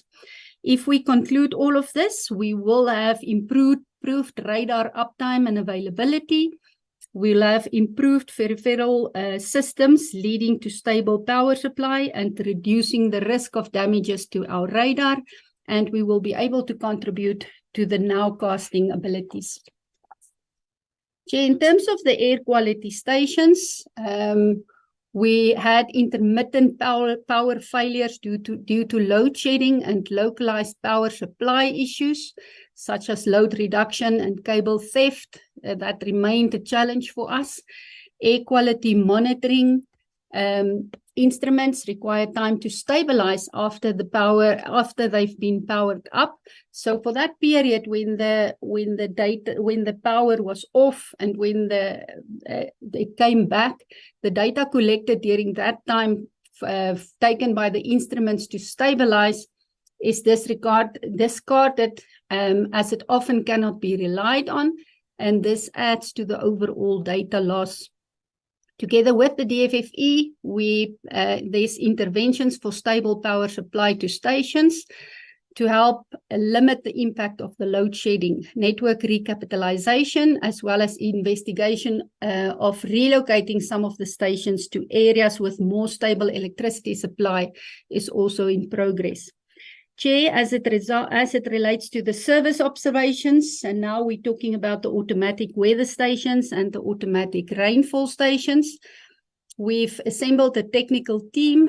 The technical team assembled 30 AWSs, while loggers of 17 AWS stations has been upgraded from a CR10X to a CR1000X. 2 of the new automatic weather station installations were completed in Eastern Cape as well as Limpopo. The aim is to ensure that every local municipality has AWSs and ARSs to support impact-based warnings, and then 159 LTE modems were redeployed to the regional offices to improve data transmission from the stations. Lastly, Chair, we're looking at the lightning detection network, and the source has started to invest in the LDN peripheral equipment such as diesel generators, UPSs, and automatic voltage regulators to provide more backup and stable power at the LDN sites. And through the LDN modernization project, the upgrade of the sensors to the latest LS7002 technology commenced. We also have a 3-year contract with the OEM that will assist us with the upgrade of the network, with the first year already successfully concluded. Chair, I will now move into an overview of the performance for Q3, and I'll only do a summary and then highlight the areas where we did not achieve our targets. And if I can start on slide 3, please do so. Chair, in terms of slide 3, this is an overview of the third quarter performance. You'll see in program 1, which relates to weather and climate services, we had 4 targets. We achieved all of those targets. In terms of program 2, which talks about research and innovation, we achieved 2 of the 3 targets. We missed 1 target, and that target relates to the number of research outputs. However, Chair, if you look at performance for the full year, we achieved our target for the full financial year. In terms of program 3, which relates to infrastructure and information systems, and that's what we just spoke about, we had 8 targets. We only achieved 3 of those targets. We missed 5, and it's all related to the availability of infrastructure, both for Q3 and Q4, but I'll further unpack this on slides 15 to 20. Chair, in terms of program 4, administration, we had 11 targets for Q3. We achieved 9 of those targets. The 2 targets that we missed relate to expenditure on affirmative procurement. However, it should be noted that we met this target for the full financial year, and the other target was on female employees in executive management. We missed that target in Q3 due to resignations we experienced in Q3, but we achieved the target for the full financial year. Tetuso, if you can please go to the next slide. Thank you so much. Chair, this is now a summary of the fourth quarter performance. And if you look at program 1, weather and climate services, we had 4 targets. We achieved 3 of those targets. The target that we missed speaks to the availability of the national weather forecast bulletins. We achieved 95% against a target of 98%, so we just missed it, but we achieved that target for the full financial year. Chair, then if I can jump over to program 3, talking about infrastructure information systems, we will further unpack the detailed targets on slides 47 to 52. And then in terms of administration, we made 11 of the targets. The target that we missed there, Chair, relates to commercial revenue. We had a target of 5.2 million, and we only achieved 5 million revenue in that regard. So the performance for the fourth quarter was then 70.37%. Chair, just to provide a little bit of comfort, if we can present the performance for the full financial year, you'll see that the challenges we experienced are mostly in infrastructure and information systems in program 3, where we missed 5 of the targets, and then in program 4, the target that relates to revenue, but it was really a 200,000 that made that we missed it. But the overall performance for the financial year is then 78.57%. Tetuso, can I please ask that you move to slide 15? Okay, in terms of the infrastructure that we spoke about, we had a target of 85% availability of automatic weather stations infrastructure. We only achieved 80% in that regard. It's the challenges we experienced was as a result of increased load shedding over the period, and then that also impacted the communication networks in that regard. But we already spoke about the initiatives that we've implemented to correct this. The next one speaks to the target on the availability of the global atmospheric watch. We had a target of 85%. In this regard, we only achieved 74%. And again, Chair, we were impacted by load shedding. And that also impacted significantly on data recovery for the greenhouse gases. The next target, Chair, talks about the availability of radar infrastructure. We had a target of 75%. We only achieved 49% in that regard. And then lastly is the target on the availability of the lightning detection network. We had a target of 90%, and we managed to achieve 82% in that regard. Chair, can I then, the last target in terms of Q3 is on slide 20, and it talks to the priority areas, air quality stations available on the Sakkies, which meets the minimum data requirements. We had a target of 80% and we achieved 71%. The next slides that we need to jump to before I hand over to the CFO will then start on page 47, slide number 47. Chair, and this is now the same challenges that we experienced that we already spoke about in Q3 for Q4. On the target of automatic weather stations infrastructure, we had a target of 85%. We achieved 77% in Q4. Then for automatic rainfall stations, we had a target of 80%. For Q4, we achieved 73%. For the availability of global atmospheric watch infrastructure, we had a target of 85%. We achieved 73%. Then where our big challenge currently lies is on the availability of radar infrastructure. We had a target of 75% and we achieved 31% in that regard. For lightning detection network, Chair, we had a target of 90% and in Q4 we achieved 84%. And then in terms of air quality stations, we had a target of 80% and we achieved 31% in that regard. So, Chair, we did get the necessary support from the department to invest in our infrastructure this year. We are busy liaising with National Treasury in terms of the cost containment measures that's been implemented, but we do think that we'll be able to rectify the situation on our infrastructure availability during this financial year. Chair, can I hand over to Mr. Norman Mzizi, the CFO, to just take us through the financials for Q4. Thank you.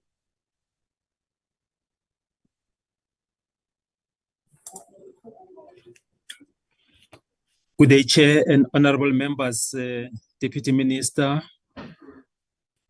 board members and colleagues. It's Norman Mzizi. I'm the Chief Financial Officer at South African Weather Service. And Chair, I hope you can see my photo as well. Chair, thanks very much.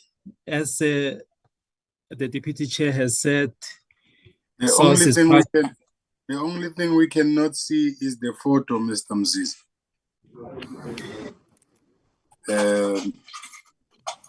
That's the only thing. Oh, okay. Thank you, Chair. My video is on, and let me switch on the light. But yeah, the video is on, Chair, and I hope with time it will show. If you don't mind, Chair, if I can proceed, just to indicate that as South African Weather Service, we have achieved unqualified clean audit, and we are happy with that because that shows that we respect governance and compliance to the regulations, especially PFMA. And Chair, for Q4, as you can see, for Q1, we had a surplus of 3 million. However, for Q4, we had a deficit of 6 million.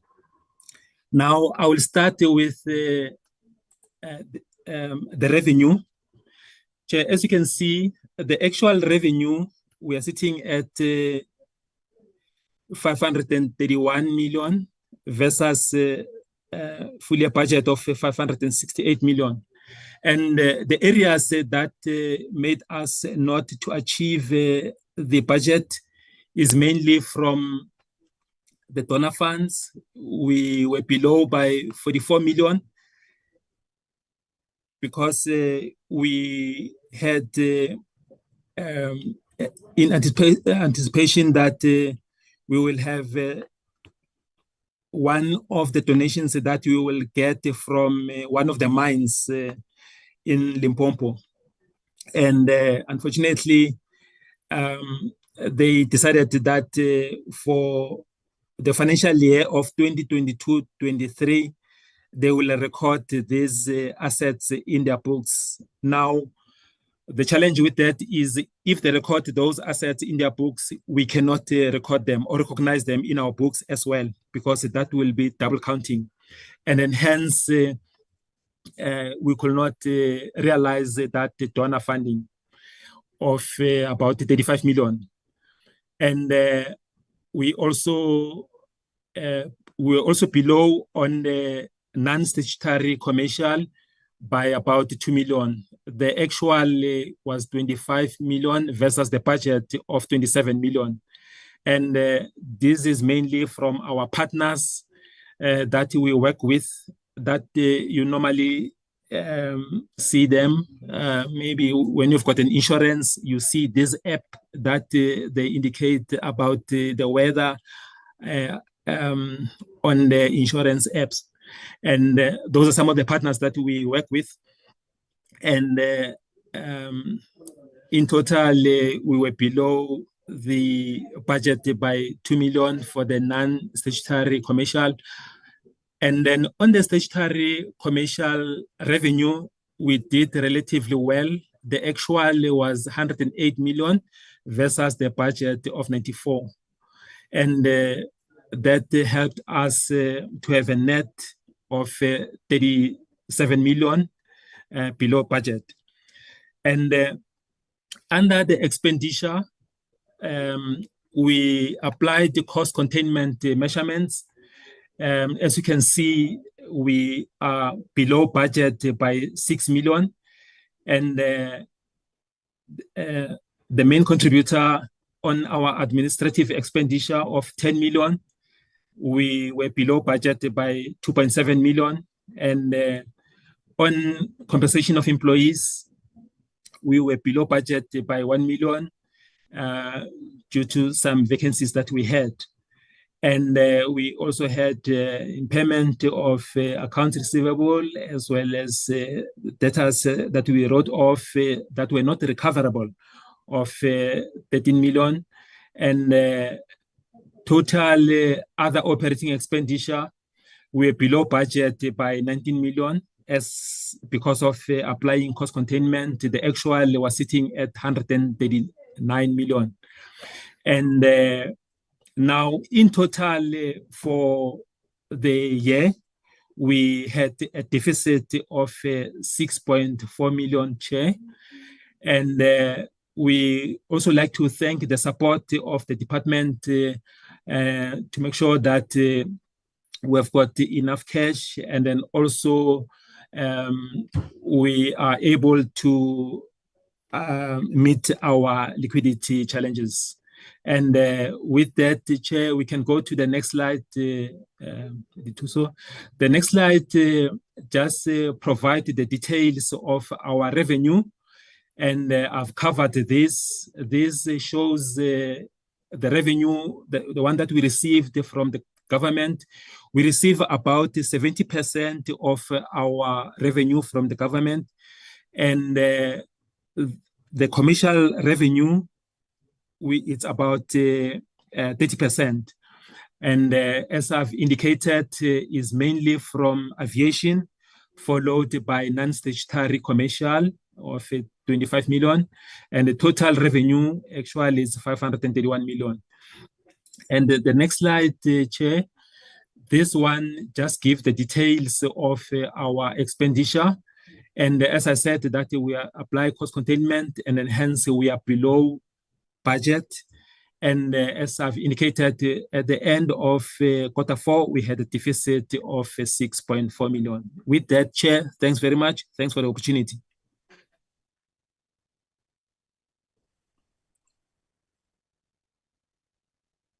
Thank you very much, Mr. Mzizi. Not too bad at all. Honorable members, it is now our opportunity to engage source. Honorable Weber, you'll be the first. Thank you, Chairperson. I'm not going to switch on my video because someone switched it off later on while I was on it. So in any case, my apologies for that. We're also starting load shedding within 10 minutes. Chairperson, firstly, thank you, Source. From 2019 till now, this is an incredible, much better than it used to be. So thank you for that. I can congratulate you also on the unqualified audit. I just have a couple of questions. I'm going to start now with the last, what the CFO said about we ended with a deficit and everything. Wasn't there an extra expenditure regarding all the generators and everything else we had to put into place to ensure and try that load shedding doesn't affect our stations that much? So was that already budgeted for, or to me this is a new thing that I don't think we budget for, but you can explain on that. Because of all the extra expenditure that we normally had, I'm kind of interested in how we actually got to underspending. Then one of our biggest problems with our monitoring stations and everything was vandalism. And I know that might still be a problem. That was not mentioned here. Do you still have a serious problem regarding vandalism? Then I want to ask, I have an incredible worry about our air quality stations, especially on Sakis. Living in Mpumalanga, I always come onto this and I always ask about why isn't places like Grootvlei and Kendall and our very big polluters on Sakis. And then I look here and basically, if I understood you correctly, only 31% of the target was reached in the. Is there a reasonable, I don't know, explanation of why Sakis wouldn't go first to the main polluters and ensure that monitoring of these areas actually really takes place to lesser polluted areas? And then in general, 31% of that is very low. And I don't think it's due to a lack of trying, but I would like to know actually really why we're not increasing in that area. And then my last question is, let me just get to it. Have you, I looked at that you have a lot of aging infrastructure. Are you busy with a plan and a budget to have a smooth takeover from aging infrastructure to newer infrastructure? Is there a plan in place and a budget in place for that? And if so, can you please inform us of that? Thank you very much. Honorable Mtunu.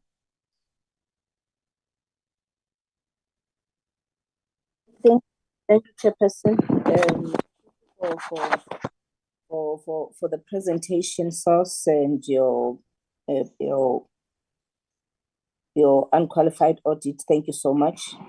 My question is on our backup system and the generators. If my memory serves me well, I think at some point there was an indication that at Source you were looking at options of getting some backup generators or something like that. But you'll correct me if I'm presenting something that was not never. But I remember that we were talking about those things simply because because of the load shedding that affects the stations, the rating of in the station, since we all know that they must always be active, and the correctional measures that are written in these areas where we haven't achieved, where we have been disturbed by the electricities that we are now starting to do to us. In some case, we are starting to get a service provider that is going to deal with those things. It's a worrying factor for me, and I think we do need an explanation of how long are we going to take this thing.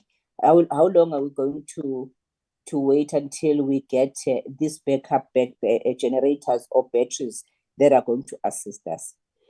The second one, Honorable Chair, is on the financial report by the CFO, where we end up with the deficit in our books. Where is the problem, which just leads to this? Is it in terms of your financial terms? Are you in terms of the expenditure and the liabilities? And the income that we have, what really is the main cause of this deficit? Because if it's the income that is not coming and the expenditure that is high, it then simply says we need to do something. And the remedial plan, do we have it in place? Maybe I missed it because I thought I'll see if there is a remedial plan, so that we don't get into this of deficit of about 6.41. After it says after depreciation and amortization and capital expenditure was realized for this period, then the plan of how do we deal with that one. I don't see us I don't see the report giving us that plan. If we can get that and that assurance that yes, we are going to come up with those things, and is it not going to affect us with the audit performance going forward? Thank you, Chair. Honorable Winkler. Thank you, Chair. Thank you to the department and congratulations on the clean audit outcome. However, I think that the major concerns that I think other honourable members have flighted are similar to mine, is that if we're looking at the integrity of the information that's being displayed on the SACCI's website, and the fact that we rely on that to determine the air quality in a specific area or community, especially in those high priority areas, and the fact that load shedding is actually interrupting the transfer of that data and the ability to collect it. I know that you said for the radar facilities that there was a alternative power supply implementation program that you were embarking on. But in terms of the air quality monitoring stations, is it being treated with the same amount of urgency? And what is the plan to ensure that we can get those stations reporting regularly and effectively, in terms of, I think, securing alternative power supply or backup power supply? And then just to reiterate, I think what the Honourable Weber has said about the data coming from, high priority areas, and why they're not reliably being I think displayed on the SACCI's website. And also if you could just refresh my memory on how one is able to actually access the raw data before it is processed and then put onto the SACCI's website, and how can stakeholders also access this raw data? Thank you. Honorable Paulsen. Thank you very much, Chairperson. Chairperson, this is not the first year or the second year or the third year. I think since the beginning of the sixth, in fact, even near the end of the fifth parliament, we have heard about power supply interruptions affecting the work of the South African Weather Services, and I hope that now that the weather services can give us a plan that they have in place to ensure that we won't ever hear a story that there's a problem with power supply for the weather monitoring stations, because it's becoming more and more critical given the climate chaos that we experience for us to have reliable and fully functional weather services with all the monitoring that is required. So I'd like to know, what are the plans to make sure that we won't hear about load shedding affecting the operations of the South African weather services? Thank you very much, Chairperson. Thank you very much, honorable members. Can we get responses? Honorable Winkler, you want to come back? No, sorry, Chair. Okay. Chairperson, may I please ask Mr. Minikeli Ndabambi, who's the Executive for Information and Infrastructure Systems, to just respond to all the infrastructure-related questions. And then at the end, I'll ask the CFO, Mr. Mzizi, to just respond to the budget-related questions. Thank you, Chair.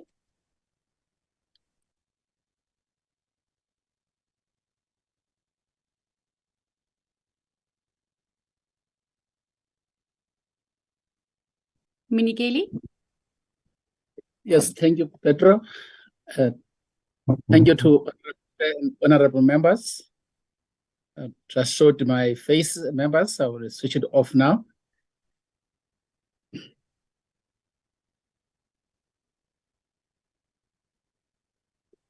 Members, the first question, I think it was about vandalism.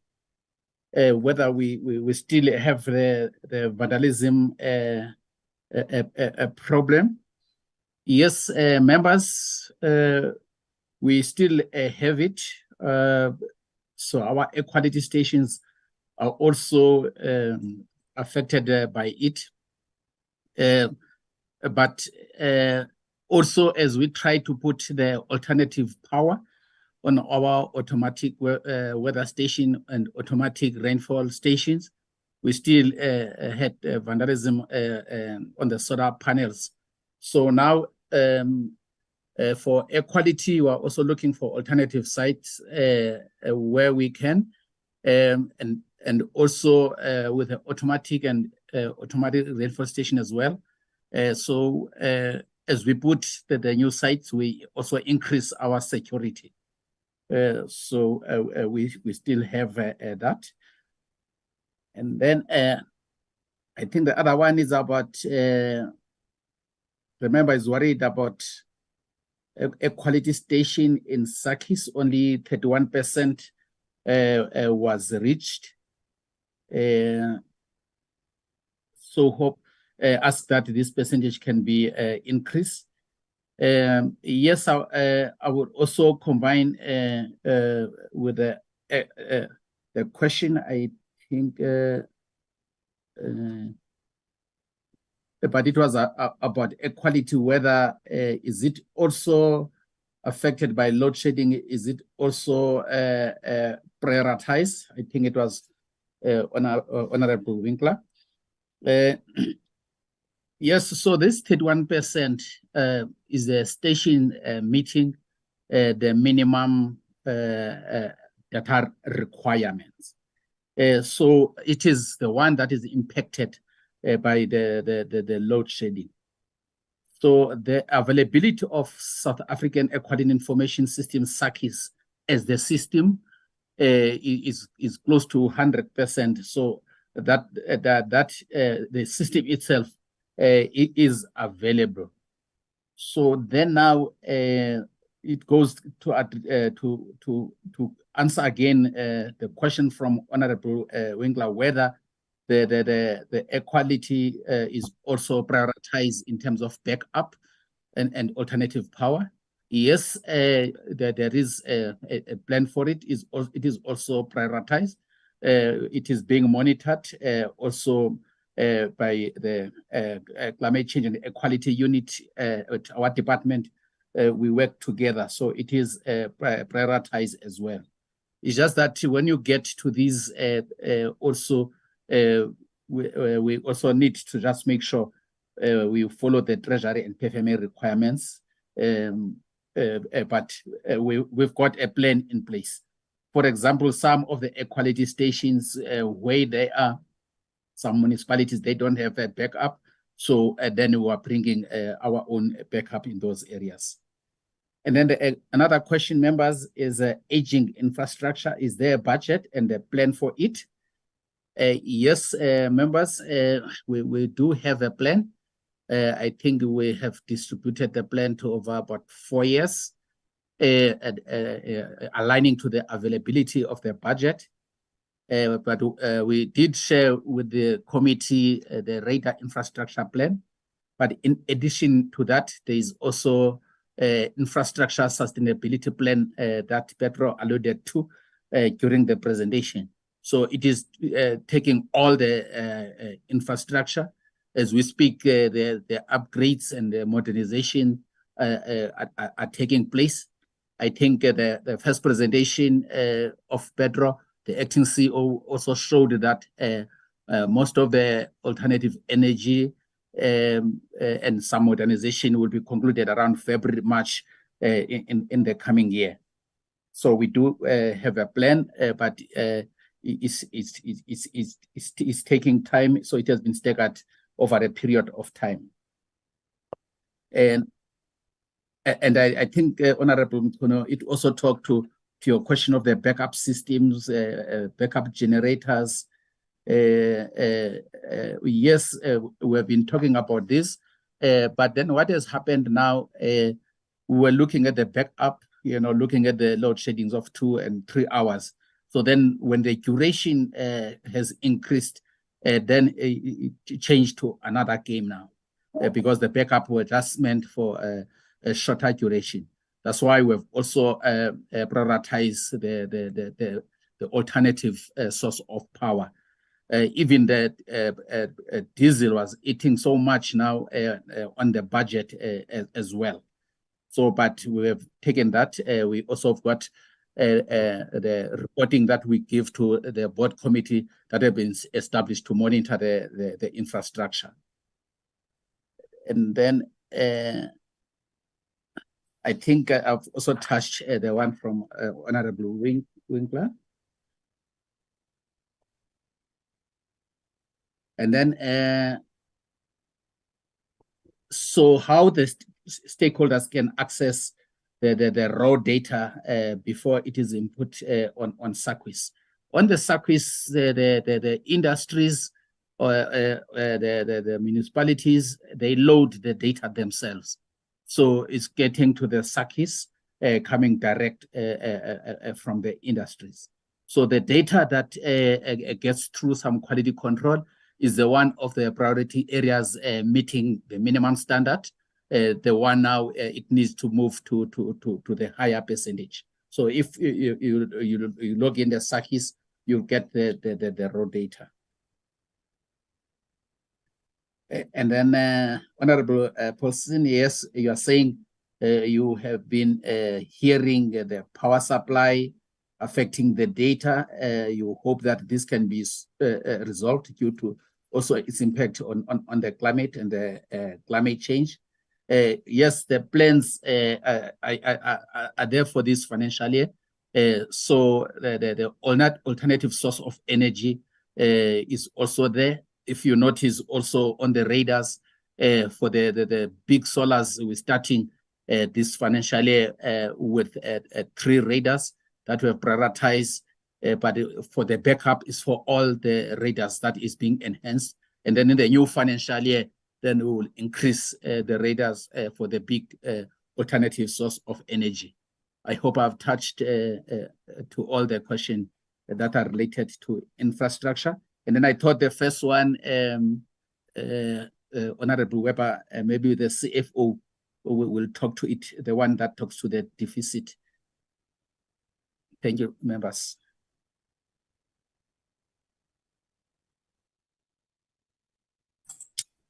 With your permission, Chair, I come in terms of first, Chair, I must indicate that for the past 2 years, were impacted negatively by COVID-19 and the low revenue, and which resulted in us converting the government grant amount earmarked for CAPEX to OPEX. We did that for the past 2 years, and unfortunately, we were unable to invest in the infrastructure properly.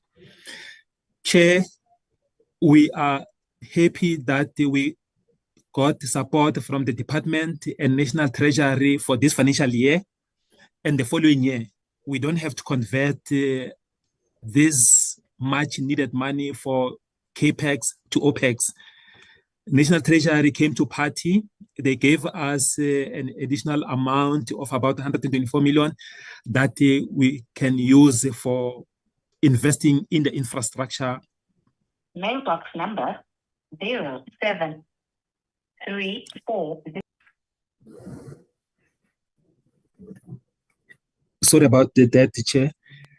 And with that, Chair, we are happy and that we will be able to invest in the much needed infrastructure for this financial year. As the members have indicated that we're working on these backup generators. Some of them have been delivered. The UPS, they're in the process of being delivered. And this will assist in terms of addressing the challenges of load shedding.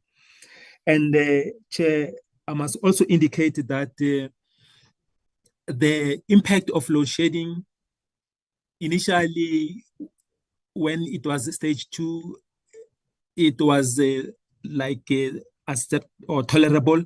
However, as the stages went up to stages 4 and 6, then we had to spend a lot of money in terms of the diesel. And also we had to spend a lot of money in terms of repairs and maintenance on the infrastructure. And then these amounts were not budgeted for, and hence they also contributed in terms of increasing our operating expenditure.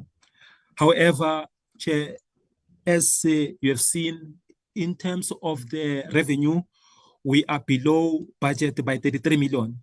And this is mainly from the donor funds that we were expecting from one of the mines, whereby they procured equipment that we can use. Firstly, those equipments will be used for their mine, and but also the equipment will benefit the surrounding areas, people living in the surrounding areas, and we can also utilize that data. And as I indicated, that we could not record that revenue of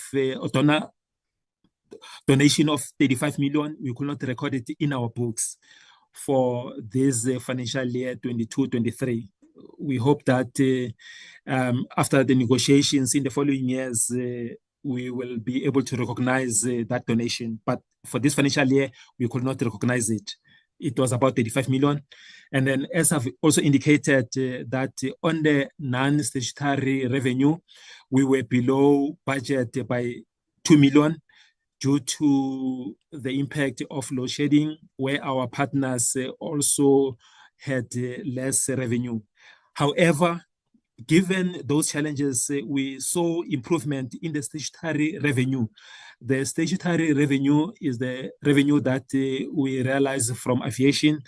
There was a good improvement, and then hence we had a positive variance there of 14 million.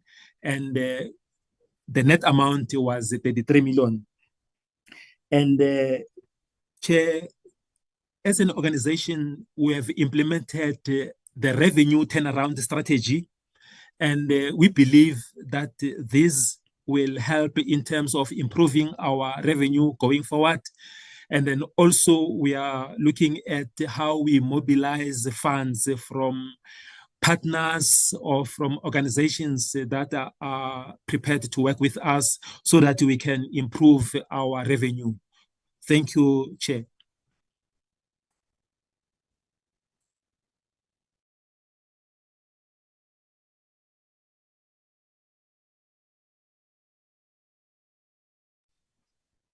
Okay. Honorable Weber. Okay. Petro Decker. Chair, thank you so much. I just wanted to say in conclusion, we realize that there's a challenge with the infrastructure. We do take it very seriously, and it's for that reason that the board established a subcommittee of the board to monitor the implementation of these infrastructure sustainability plans so that we can make sure that we improve performance. Thank you, Chair. Okay, Honorable Weber. Thank you, Chair. Chair, I have a follow-up question, but before I do that, I just want to make a comment, and I say it with a sincere heart and not trying to be mean, but my question was not answered, Chair. You know, since 2019 and since the existence of SACCIS, every time SAWS is here, myself and Honorable Winkler keep on asking specifically about the high priority areas, and to give me an answer and saying we will prioritize it. It's been the answer for almost 5 years and nothing has done. The high priority areas is not on SACCIS. It's not even active. It's not saying giving us minimum data. It is just not on. And that remains the query, and the question is, when is it going to get up and why is it not on? Since, according to me, it must be priority. So please, with all respect, don't tell me it will be prioritized, because we've been hearing that for 5 years. So my question is, and I don't want to answer again, but I want to see our high priority areas on SACCIS as soon as possible, please. Chair, just a follow-up question to the CFO. Regarding to the losses that we have had, either to load shedding or to vandalism, is there a count? Is there an indication of how much that is? And can the department or the CFO give us that amount of money that there's the loss of what vandalism is costing SAWS, as well as the cost of load shedding? What is that loss? If there's an indication of how much more we have to spend and how much we've lost, especially in the infrastructure to that and the damages it has done. Thank you very much. Thank you, Honorable Weber. This issue of SACCIS and information that is not recorded on the radar, I think it's very serious. It also arose a bit yesterday. Mr. Kekana, you are here. It arose again yesterday. What exactly is the story with this SACCIS?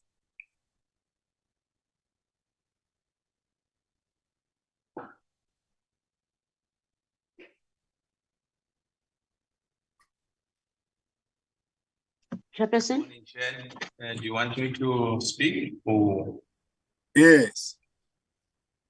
Okay. No, thanks, Chairperson and honorable members. It's true that the issue was raised yesterday, and SOS was going to give a presentation around this. It is just unfortunate that the plan that was presented today only relates to the radar system, but not the stations, as was indicated yesterday.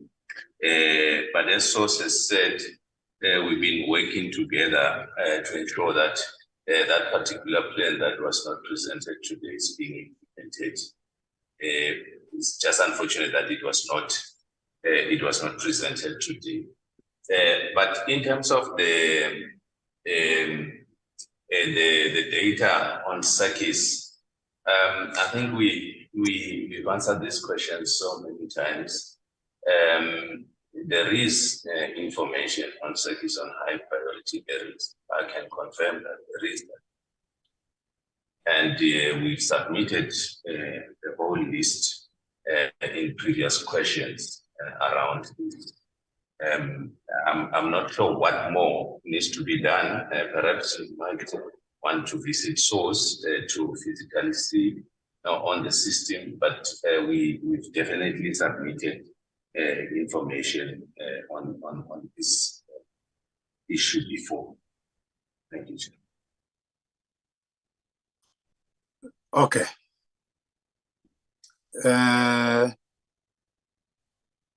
No, just for your own information, we are coming to source. It is part of our plans. But before we arrive at source to come and see this thing on your information, can we get a written response as a committee? Because members are complaining that it's almost 5 years. 3 members. Honorable Winkler is raising the same thing. Honorable Weber is saying the same thing. And Honorable Paulsen is saying the same thing. And I agree with them. That is almost the entire term that we've been told. The same answer. But if you so insist that this information is available there, can you please provide it to us as a committee in writing by perhaps, because it's already there, perhaps in 24 hours. May I request that this information reaches us? But anyway, we are coming to source to as part of our oversight to satisfy ourselves on some of the activities there. Okay. Are there any other questions, honorable members, that you need to respond to? There's a follow-up from Honorable Weber.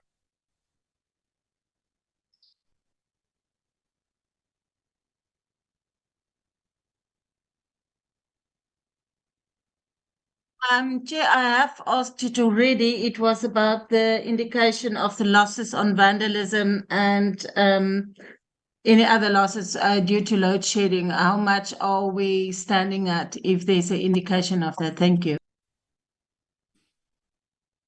Mr. Mzizi. Chair, thanks very much. First, Chair, we appreciate source the recognition and the acknowledgement of our achievement of a clean audit. We know that it does not come easy, and we appreciate the honorable members for their appreciation. Chair, in terms of the costs for vandalism and the costs of load shedding, Chair, I will have to supply those figures. I don't have them currently. I will have just to get those figures and I will supply them to the honorable members as soon as possible. Thank you, Chair. Honorable Winkler. Thank you, Chair. And just to follow up on that, if they are going to, the department is going to give us a written response, I'd like to know how much revenue has in fact been lost that is accrued via, I think, services that we provide or infrastructure we provide to other entities or companies, because I know that they said the revenue had declined quite significantly. So perhaps we could attach a value to how much the revenue has declined as a result of disruptions to the radar, etc. Thank you. Honorable Weber.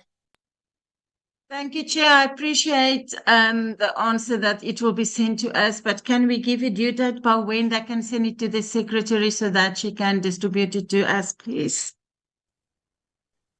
We said 24 hours, Honorable, because this information is set to be available already. 24 hours it will be. Thank you. And Chair, will they send it to the secretary to distribute to us? Thank you. Yes. DM, there was a point you wanted to come in on. No, Chairperson, I wanted to raise the issue that has been raised by Mr. Kekana, and I'm then covered then with regard to that point that I wanted to raise. Thanks. Okay. Okay, thank you very much, Weather Services. Can we now move to the next presentation?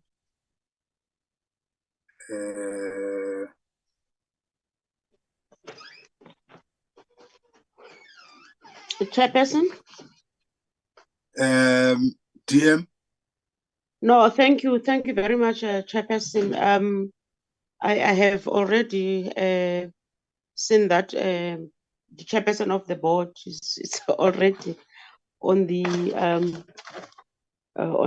stage, and I just want to also then, with regard to the issues that has been raised by yourself and the members of the portfolio committee, we have taken note of the concern that was raised with regard to the information that we needed from our officials. I can also then promise and say that you will get the information within that stipulated time. And I will also say that I agree with Mr. Mzizi that sometimes it's better to come up with the actual amount as per the request of Ms. Winkler instead of them seeking, because it might then come back to them. So we promise that within the next 24 hours, as committed, we will then be able to come up with that information that is needed. And then through yourself, Chairperson, can I then give over to the chair of the St. Parks to then introduce the subject? Thanks, Chairperson. Thank you very much, DM.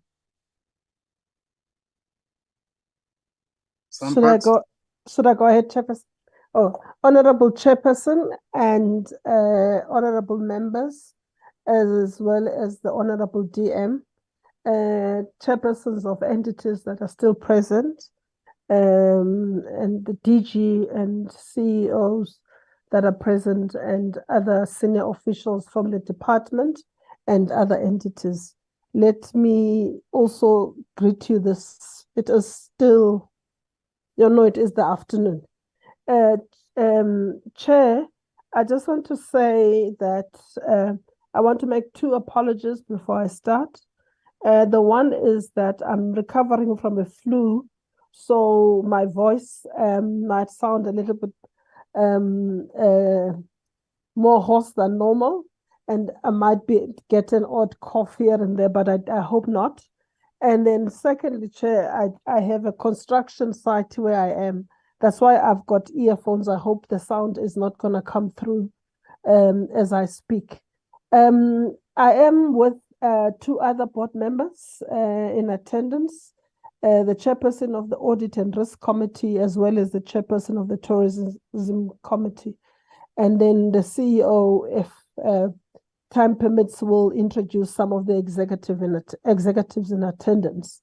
I'll be very brief, Honorable Chairperson, just to give you a highlight, whilst the CEO will go into some of the detail. Let me start by saying, Honorable Chair and members, that we are presenting Q3 and Q4 report, and the overall, the organization has achieved an 82% achievement with regard to our targets, and we have 18% are the rates, and the CEO will cover those as per your directive area on chairperson.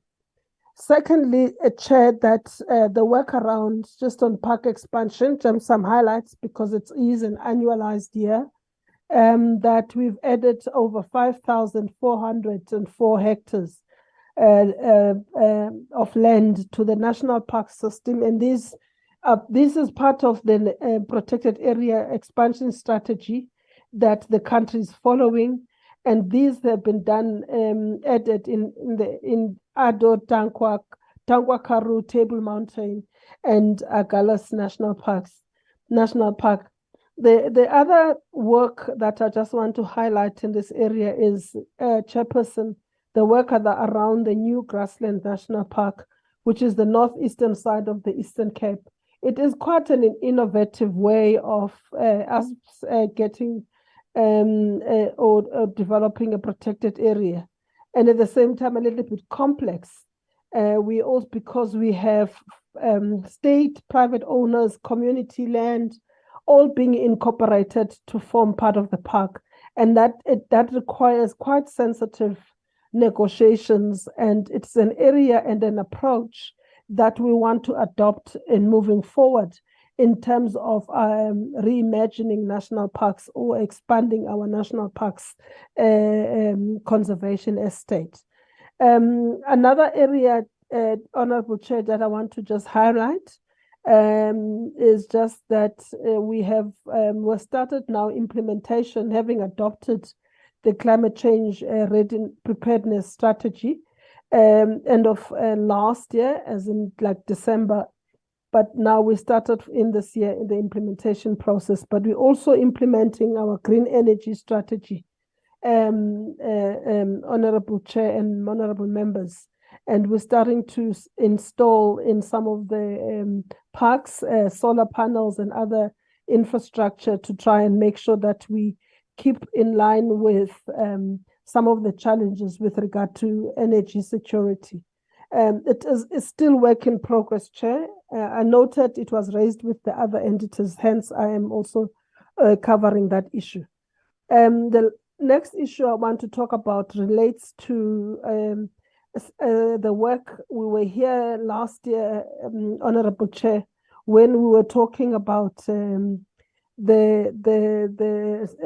there was a specific sitting to look at the issues around the Table Mountain National Park, and the minister undertook that there would be a round table discussion, and that indeed has happened. And we now have signed a memorandum of agreement for the management of baboons within the Cape Peninsula, and that is with ourselves, SANParks, and the City of Cape Town and Cape Nature. And also as part of that process, Chair, we have now developed a baboon strategic management plan, which we're still considering comments from. So this is a work in progress.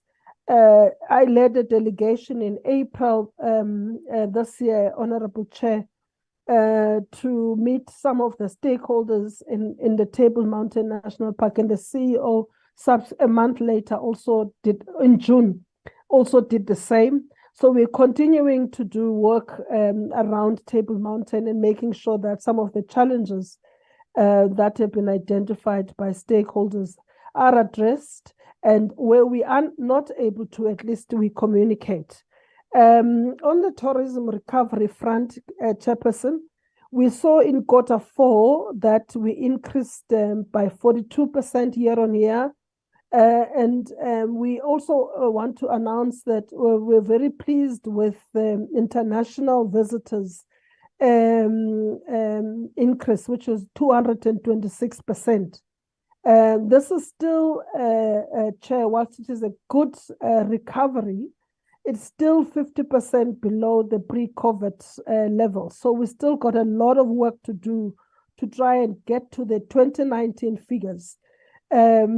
We had indicated before that part of our recovery has been driven by domestic tourism, and we're seeing more and more people, South Africans, which is a very good thing for us in terms of our own sustainability, and we continue to do work in this regard.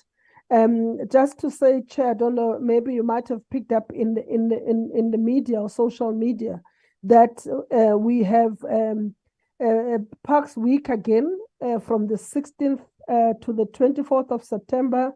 And this is really an initiative to try and get more and more people, in South Africans, to come and visit the parks, with an understanding that the more people come, the more they would have an interest to come back and stay in the parks. And this campaign continues year on year.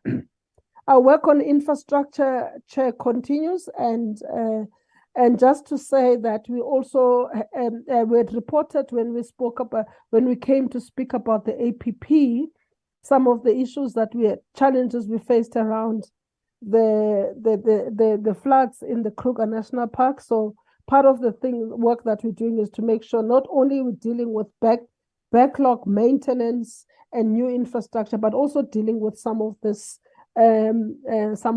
infrastructure. And this is important for us also, Chairperson, because the more we have an improvement in our infrastructure, the more we're able to attract more people to come into our parks.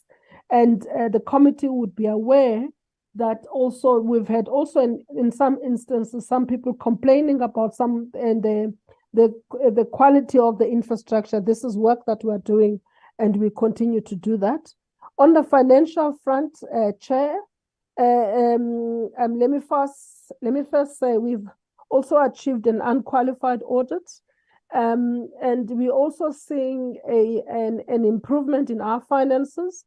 You would recall, Chairperson and honorable members, that we were hit quite hard by the COVID-19 pandemic, and that we've generated in the last year a total revenue of 2.8 billion, which is a 17% improvement year on year. And that we are also pleased to report that we have now a surplus of 102 million as by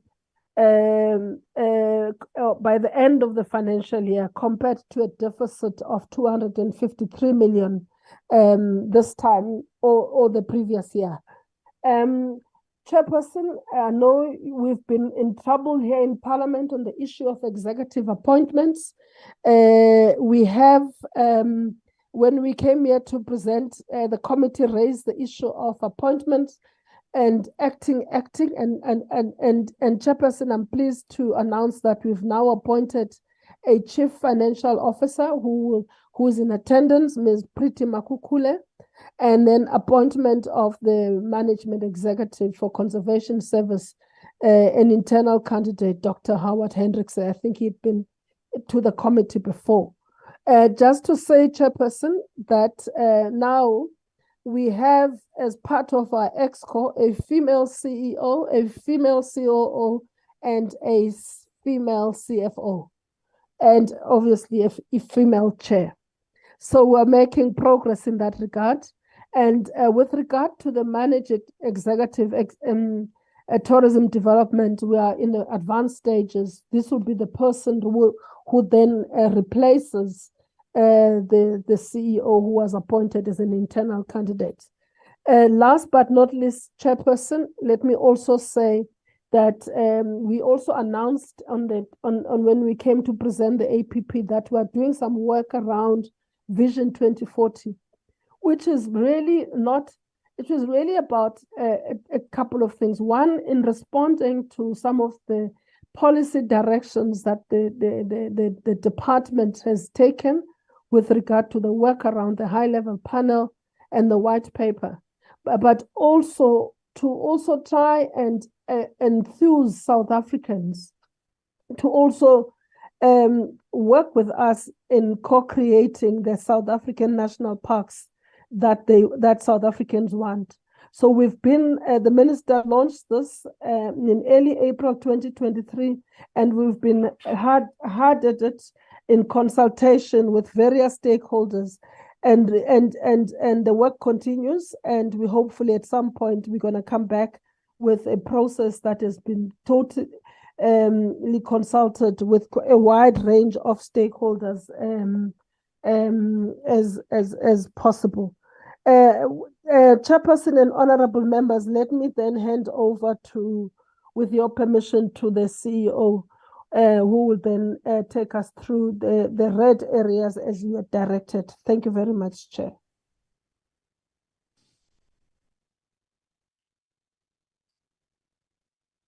Good afternoon,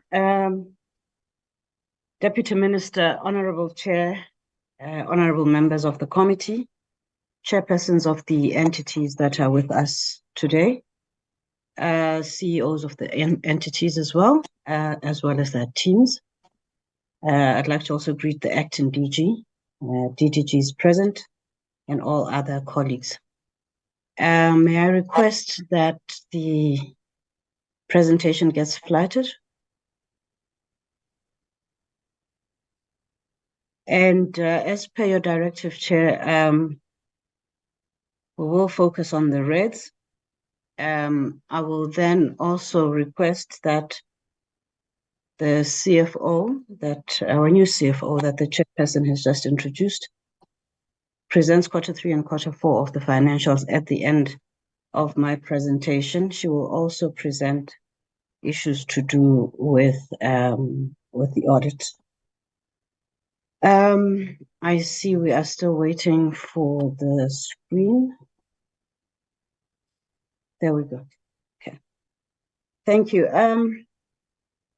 Let us start at page 3, Lucas, just to provide an overview of our performance. That's page 3. And this is our performance in Q3. We were 84% on target and 16% off target. I'd like to take you into more detail about these reds. I'll start with page 15.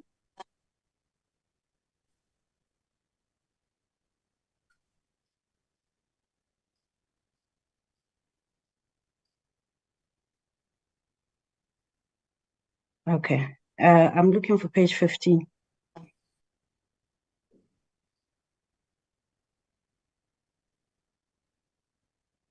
Okay.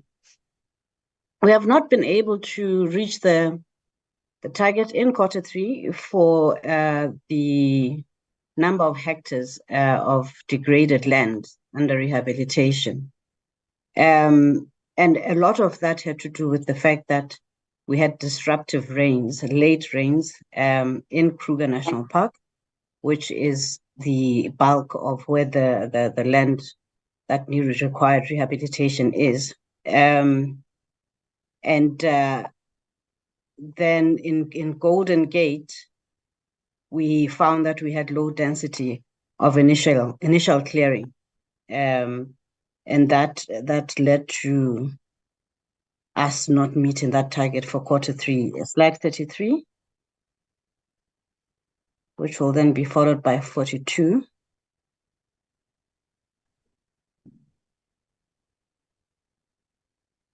Slide 33 is with regards to the improved participation of PDIs in the Sandparks business. We performed very badly in Q3 in this regard, and this is to do with providing business to QSEs, where only 5%, give or take, as opposed to 60% of procurement spent below 1 million, being, or rather 40% being awarded to EMEs and QSEs. A lot of the problem had to do with the fact that last financial year, we battled greatly with the implementation of our procurement plan for a number of reasons, some of which include the fact that our SCM was severely undercapacitated. And therefore, it is not only just a QSE or EME issue that we battled with, it was also the entire procurement plan was implemented far slower than was comfortable. 42.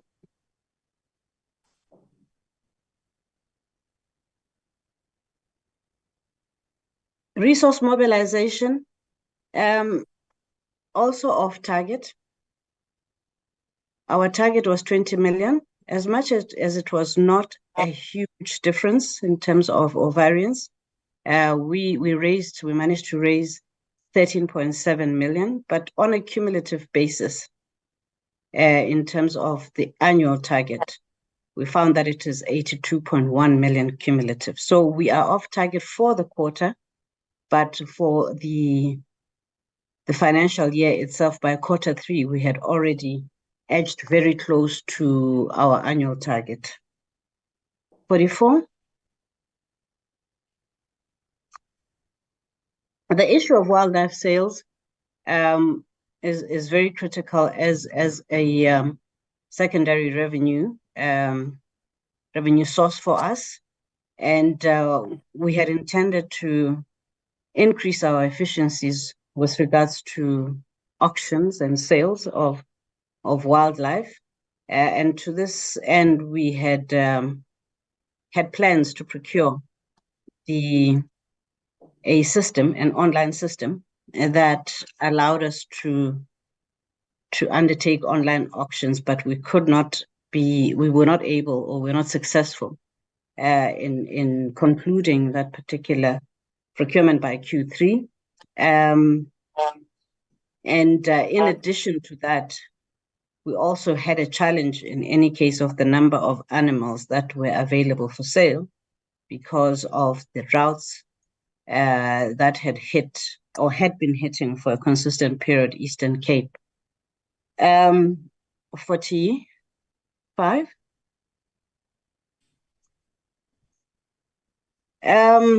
We are battling with this particular indicator, which is hiring people with disabilities in the entity. Our target for Q3 was 1.3, which is the same as the annual target, and we haven't managed to change from previous quarter and from previous years. There's one issue that we suspect is the reason. One is that affected employees, we believe, are not disclosing adequately to give us a more of an increase that we can reflect in the number of people with disabilities working within SANParks. But the second one is that we ourselves are battling to find institutions and organizations that we can partner with for them to provide us with a pipeline of persons living with disabilities that we can pull into our environment.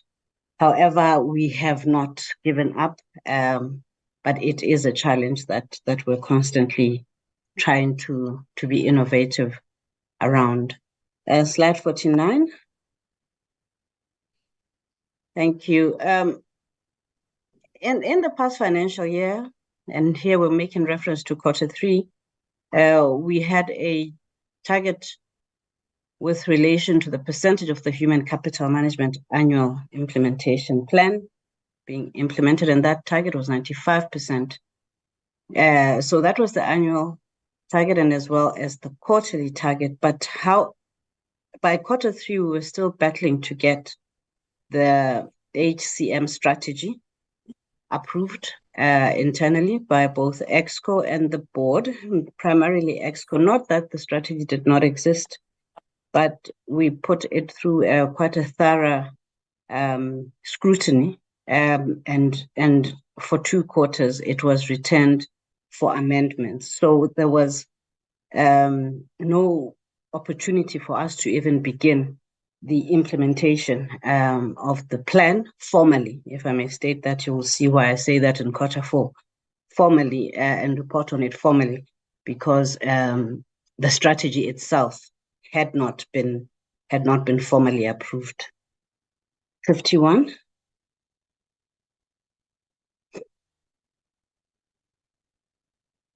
The area of matured ethics management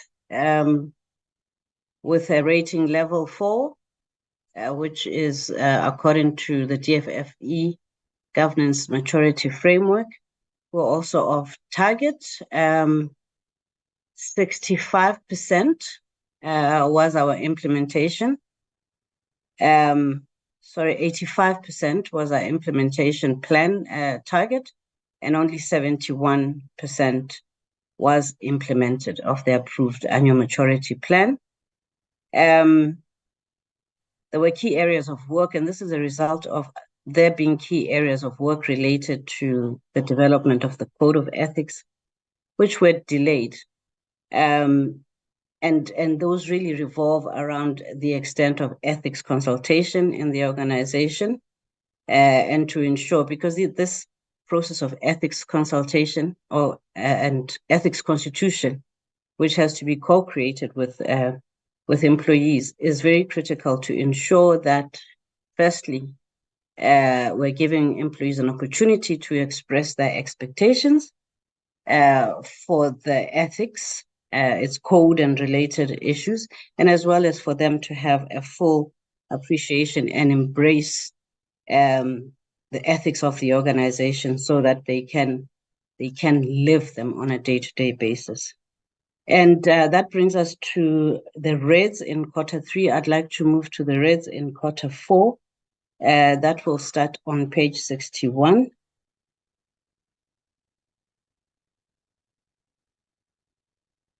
There we go. Thank you. Our performance for Q4, 82% on target, 18% off target. You will have noted perhaps in Q3 that outcome goal 4 was the only one that was lagging behind, and it was at that stage below 70%. It was 68%. By Q4, we had caught up very comfortably with outcome goal 4, registering at 75 on target and 25% off target. The next page really is an illustration of the pie chart reflecting our performance for Q4. I'd like to then go to page 76 to focus on the reds for Q4. The issue of land rehabilitation and our target for degraded hectares continue to follow us from Q3 into Q4.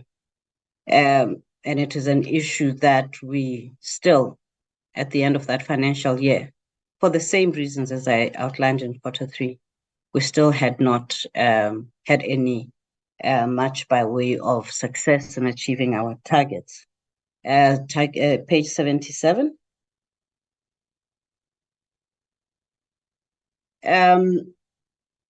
Number of cultural heritage assessments concluded. We had one park assessment as a target and 2 reports finalized. We did manage to assess 1 park, and we did finalize 2 reports, but unfortunately, due to a number of internal logistics, which also includes getting the requisite approvals, we're not able to share these reports with the parks as required by our targets 18.9. The percentage annual increase in rhino populations. The target for Q4 is that rhino population trends in Kruger National Park should be greater than 0.5%. However, we were unable to meet this target because definitely the target for increase in rhino populations at greater than 5% was not achieved. And this was due to the rhino population not yet having fully recovered from the drought of 2016. 93.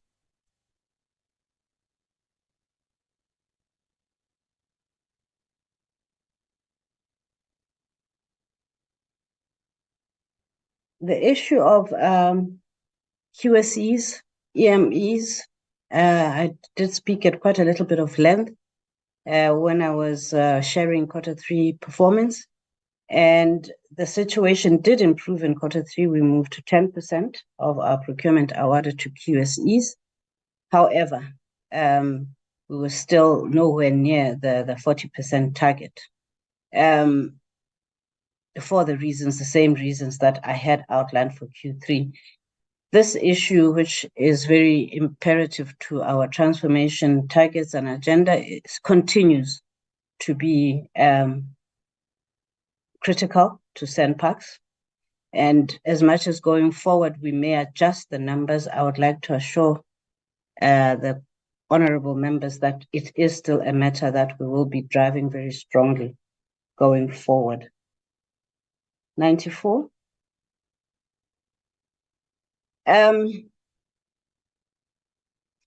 The This is also related to the previous one. The previous one was referring specifically to procurement below the threshold of 1 million, and this one refers to procurement above 1 million being awarded to QSEs. We were also not able to achieve our target for this particular category, with only 15% as opposed to 40% awarded to QSEs that were managed and owned by previously disadvantaged individuals in SANParks. 107.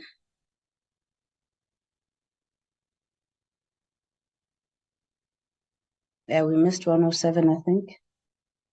The issue, yet again, I did elaborate quite a bit on it on Q3, which is the recruitment of people of disabilities within SANParks. We missed that target, so 2 quarters running, we were not able to meet our own target of 1.3, and we remained unchanged at 1%. 109, next one. Okay. I also elaborated quite a bit on this issue of the implementation of the Human Capital Management Annual Implementation Plan when I discussed it under Q3. However, I emphasized when I spoke about Q3 that at the time, the implementation plan could not be tracked officially because the strategy itself had not been approved. And what I meant by that was, as we were still working on refining the strategy and getting it through the system for approval, certain elements of the HCM plan or implementation plan had begun to be implemented. And that is why at the close of Q4, we could report that 75% of the implementation plan had been achieved. If I need to clarify that, I am quite willing to do that, but I believe that I have been quite clear about that. 111.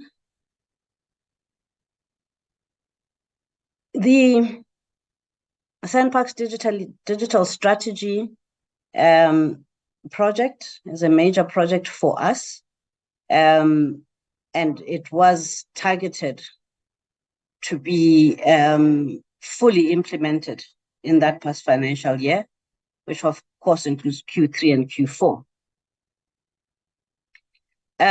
But we failed to implement that strategy for a number of reasons. And one of them being that we didn't have a finalized system configuration at that time.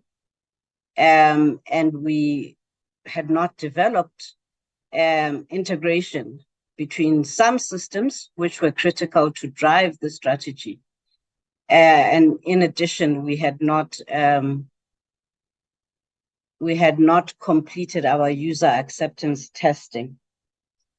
Next slide, 112. Still on the issue of IT, implementation of our enterprise resource planning system, very, very critical as well for the modernization and digitization of SANParks.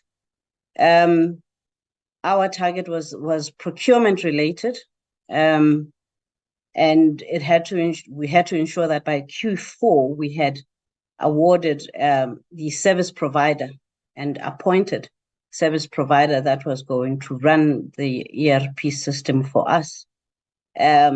However, we were unable to meet that target for a number of procurement-related reasons, and bid specification committee, very operational issues, I must admit to yourselves, honorable members.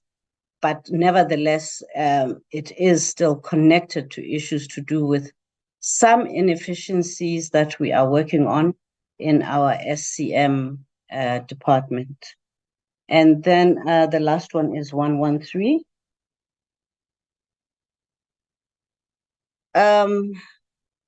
Regarding the target for us to have 100% achievement of corrective actions, we missed the target by 8%, having pushed to 92% of corrective actions being implemented by the close of the financial year. Some implementation dates we could not meet practically and realistically within the financial year, and we have then pushed those corrective actions into this financial year that we're currently in, and at the very latest, we intend to have implemented that small percentage that lagged behind by the end of this quarter, quarter 3 of this financial year. Honorable Chair, that is the total of the reds, and I will then request the new CFO of SANParks, Ms. Mapupule, to take over and present to you the financials of Q3 and Q4, as well as all audit related matters. Thank you. Thank you very much, CEO. Good afternoon, Honorable Chairperson, Honorable Members, Deputy Minister, Chairpersons of entities, CEOs, Acting DG, and colleagues. As the CEO has mentioned, I will be presenting both quarter 3 and 4 of the entity's financial performance, which is both the period that ended on 31 December 2022 and the other one, which is 31 March 2023. SANParks generated a total revenue of 2.174 billion rand in this reporting period, which is Q3. This was slightly below the budgeted revenue of 2.180 billion rand, which resulted in the immaterial variance of about 6 million rand. And when translated into a percentage, the variance is 0%. Hence, I said it is immaterial. I am sure that most members are aware that the entity generates significant revenue from its own operations. The self-generated revenue in quarter 3 amounted to 1.412 billion, which constituted 65% of the total revenue. It is also worth noting that we have exceeded our self-generated revenue target in that period by 7%. On the grant income, it is slightly behind the target. This is because of the additional infrastructure grant that was allocated, and we are grateful to the department for the support. And this grant was not spent during the reporting period, as we could only recognize revenue when the conditions of the grant are met. Hence, this grant revenue was lagging behind a bit in that period. On the year-on-year comparison, the report indicates that our revenue performance was by far much better than what we had during the same period last year. And this is both on self-generated and total revenues. What is also glaring on the analysis is the fees, conservation fees, that have increased by more than double. As we can see when we look at the third last column, there's 130% increase in this category, and linked to what the chairperson and the CEOs have said, this is really a sign of tourism recovery. And then on the expenditure side, we have spent 1.884 billion rand against the budget of 2 billion, which resulted in a slight saving or underspending of 7%.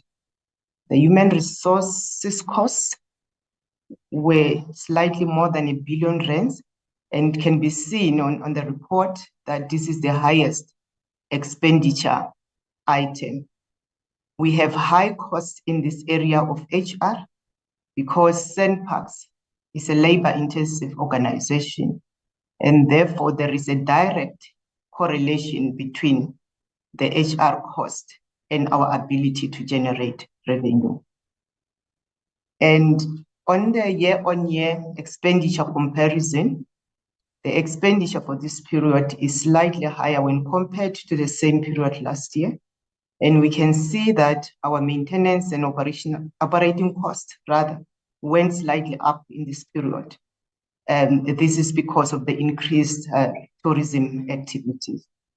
And then in terms of the bottom line for this period, SANParks realized a net surplus of 192.614 million. Honorable Chairperson and members, this is a drastic improvement from the net deficit of, from the net deficit that we had in the previous period. And the reported surplus in this period is also much higher than what we had budgeted for. As we can see, we have got, I think there's some row hidden there, or maybe it's my screen, that shows a positive variance of 160.793 million rand. So this is about it on Q3. We can then quickly move to slide, I think it's what, slide 1 to 3, which is Q4.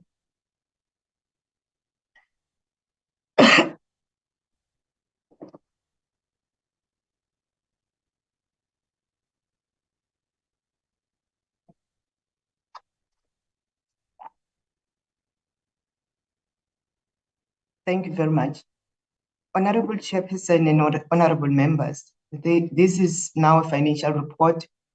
This financial performance report for the quarter has been analyzed in the same manner that I have, please let's remain on that slide, in the same manner that I have presented in Q3. So I won't go into much details in the interest of time. At the end of Q4, we have generated a total revenue of 2.8 billion rand, which is about 30% increase from what we have reported in Q3.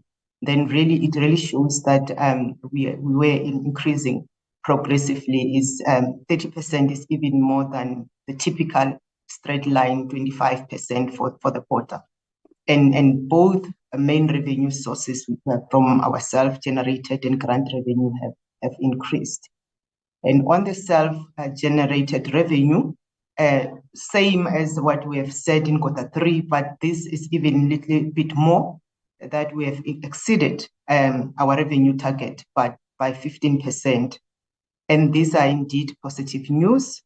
And we trust that our revenue generation capabilities will continue on the same trajectory, even in the coming periods. And the projected revenue, also to mention that it was also slightly lower overall by 2%, and this was affected by the grant revenue for the same reasons that I have mentioned in Q3. And overall, as the chair presented, we have reported a surplus of 102 million rand for the period, and we are sincerely grateful for this achievement. And on the audit action plan, we can quickly move there. Yes, we also, as CEO mentioned, we also wish to present to the committee the progress on the implementation of the audit action plan on AG findings. And I need to emphasize that this relates to the prior year audit that was conducted in 2022-2023 financial year. We had 92 findings and 88 actions that were crafted or planned to address these findings have been implemented and closed, meaning that even our internal auditors have also verified this implementation. And we also have then 2 findings of the 92 that are not yet due during this reporting period. And then we've got 2 that were overdue, and really we like to assure the committee that management is giving this serious attention. We can then move to let's move. I've already presented that. Let's move. Yes, thank you. I think in her performance reporting presentation, the CEO has mentioned some challenges around the areas of ICM. But over and above that, most of our audit findings were also related to internal control weaknesses in the same areas, and it's attributed to various factors. Also, the fact of having our parks, 21 parks, and having to decentralize this function to enhance efficiencies, it also then leaves our internal controls vulnerable. But as the CE has said, we are putting controls in place to address those weaknesses. And now we're presenting today some of the controls that we have implemented and some we are still in the process of implementing. And these include the training of our ICM officials on local content. We had a couple of findings in this regard in the past audit.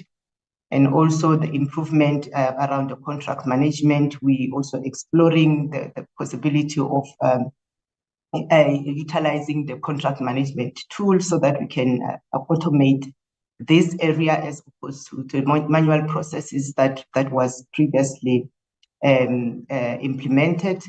And also we are embarking on the brown bag sessions, which are the awareness initiative about compliance with SCM, to make sure that all the stakeholders, including those project owners in our parks, are really aware of our SCM prescripts, including the latest development in these areas. And we also continue to implement the consequence management. This is also evidenced by the progress that we have made in this area, and we are going to share that with the committee in the next slide, please. We can see that on areas of consequence management, we had about 70 cases. And from this, we have finalized almost 60% of these cases, which are 41. And 2 from those 41, we've referred them and they've been dealt through an external investigation due to their complexity. And the remaining 25 cases, the disciplinary processes in that regard is underway. Thank you very much, Chairperson.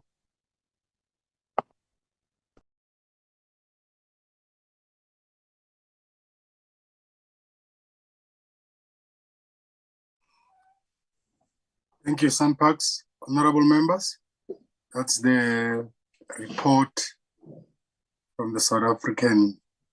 Honorable Weber. Thank you, Chairperson. I have only 2 questions. I can't recall on what slide it was, but it was point 17.3, where the revenue revised. Honorable Tselo, you said that due to the droughts in the Eastern Cape, the availability of the animals was difficult to get hold of, but we have 21 national parks where culling needs to take place, and not all of them have droughts. Is there any other reasons why in the other parks culling couldn't take place? For instance, TB that we have in Kruger National Park, what is the impact of that on culling and on the revenue? And what other reasons is there in the other national parks for the not availability of animals?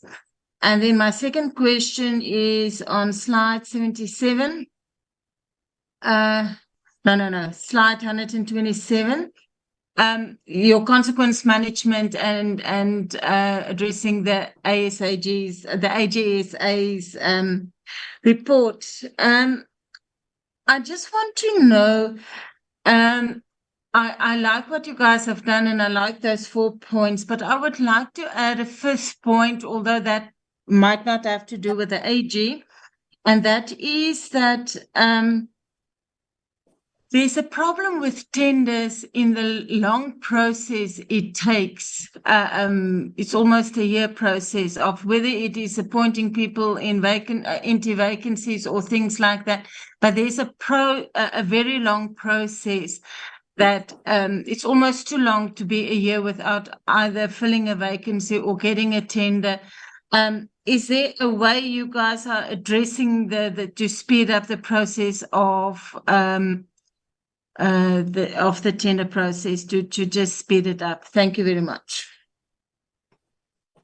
Honorable Bryant. Thanks, Chairperson.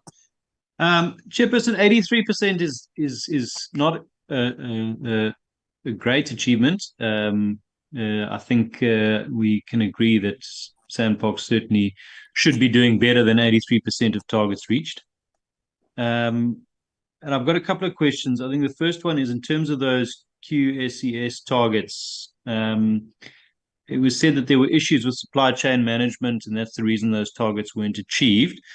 Have those supply chain management issues now been resolved? Because obviously we don't want to get to next year and we, find the same reason being given. So I just want to find out if that has been resolved now. In terms of that online auction platform that was supposed to have been set up, why did that not take place? What was the delay? And who was responsible for setting that up? Where was that? Which section was designated to set that up? And have there been any consequences in terms of the fact that that wasn't set up? Then, in terms of not achieving rhino growth, I know you've attributed that to the drought. Would you agree that poaching has also played a significant role in not achieving that growth, or is it, in your opinion, just the drought? And then, just in line with that, how are the steps going to fill the 82 vacant ranger posts? Are those being set up and planned to be included going forward? Because that's obviously a very important part of combating poaching. And then in terms of consequence management, the polygraph testing or integrity testing, as per the commitment that was made last year, how many polygraph tests have been carried out on Sandbox officials since then? And how is that process going? Thanks very much. Honorable Mkunu. Thank you, Chairperson. Mine is just to first appreciate that we now have the CEO and the CFO, and that they are all female. That's a progressive one. So it's a positive direction. But on the arguments that we have not met, that 82% that we have met, I think we need to get the improvement plan presented, so that we know that yes, this is the plan that is going to be followed, and this plan we have the time frames of it, in particular because some of the non-achievements are due to SCM processes. So we need to have we need to get a plan of implementing, of procuring the process plan that needs to be followed, and it shouldn't prolong. And I believe, so that we can be comfortable that we will be able to achieve these targets in the following years. I mean in the current year, we do need to look at the plan. There is, although I can't remember the slide very well, but where it's the human, I think it's the human resource management implementation plan. I think that one has been in the pipeline, in the plan for a long time, if my memory serves me well. Do we have a way of getting things done before they stay long? But I do believe that women are capable of doing it, and by the time they give us the plan, there will be much improvement. And thank you very much, so Chairperson, the Chairperson of the board, yeah, and all those that are given these responsibilities. We wish you the best so that we can at least pick up the level in terms of also of the financial findings. Yes, it's good to get your but as long as there are materials that are cited by the CF, by the AG, it will always be correct that you try to improve on that, on those financial statements. Thank you. Thank you, Mamkunu. I'm going to request that you look at the comments section there in the chat box. I think Honorable Winkler has deposited something there, CEO. I would like to, if you may, go to page 77. I think one or two members of the committee wanted to raise this thing. Page 77 of your presentation. I think you are attributing. Okay, let's go to page 77. Then we'll be able to see what we are talking about. Would you like, Honorable Chair, for us to project that? If you are able, yes. Okay.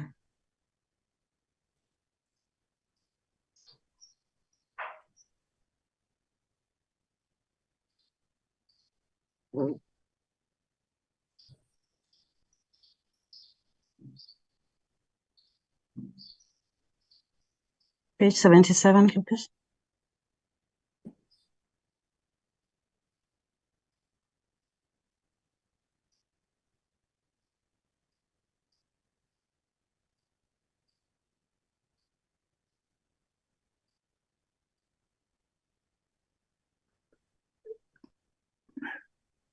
Yes, just here. I think one or two honorable members wanted to raise this question. I'm just not happy. Well, they might not have raised it as I would have prepared. But the target for increasing rhino populations at greater than 0.5% in Kruger was not achieved due to rhino population not yet having recovered from the drought in 2016. This is 2023. Okay, it's off target. What is the plan? Does it mean that even in the next quarter or in the next financial year, we'll still be referring to the drought in 2016? I'm not convinced. I just need more clarity there on what exactly do we mean. Okay, the drought happened and it has affected part of the targets, but what then becomes the plan?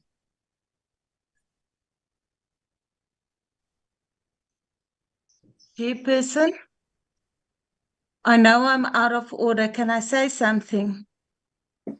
Out of order as you are, please say something, Honorable Weber. Thank you, Chair. Chair, yeah, I just want to add to that. I quickly did some research and everything as I am from that area.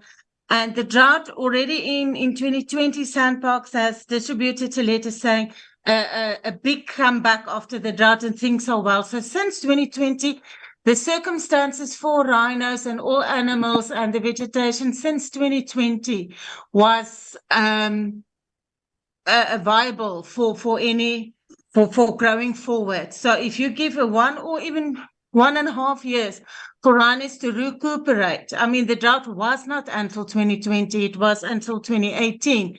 So then in 2020, the whole of Kruger National Park and the area, was drought free and they had time to recuperate. So I agree. I have to support you and Honorable Bryant regarding that.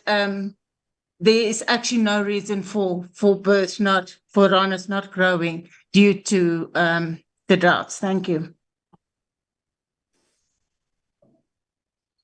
CO, I see Howard Hendricks. Who is Howard Hendricks? Chair, I will direct the questions to the colleagues shortly, with your permission, once you have assured me that all the questions have been asked. He's a Yes, colleague. all the questions have been asked. Who is Howard Hendricks? Howard Hendricks is one of our colleagues. He'll be touching on some of the questions on behalf of St. Parks. However, the first question, with your permission, of course, Honorable Chair. The first question was from Honorable Weber, and it has to do with drought conditions in the Eastern Cape in particular. And the question was, how come when we had drought conditions in the Eastern Cape, we did not source animals from other parts of the country to enable us to meet our target? I'd like to give that question over to Mr. Property Mokoena, who is our Managing Executive for Parks, to answer. Mr. Mokoena? Thank you, CEO, and good afternoon, honorable members. On that question, indeed, the drought has a serious impact when it comes to an auction of animals, because when the animals are strained and their condition becomes weak, we can't conduct successful auctions or successful capture. We may end up losing animals in terms of death. So the auction in particular sits in the Eastern Cape, in the Ado area, and the majority of the animals which we auction in that national park, or which is sort of on demand, is the buffaloes, the buffalo species of Ado. Every game farmer has an interest there. So you can't then go and source it in other national park, because it only occurs there, and it is cheaper to source it in Ado, because the auction itself sits in Kerkwood, which is outside Ado. And when we market it, we market specific animals in that particular park. So you cannot now replace it with another animal from another park while you communicated to the buyers that the auction will come from Ado National Park. Thank you, Chair.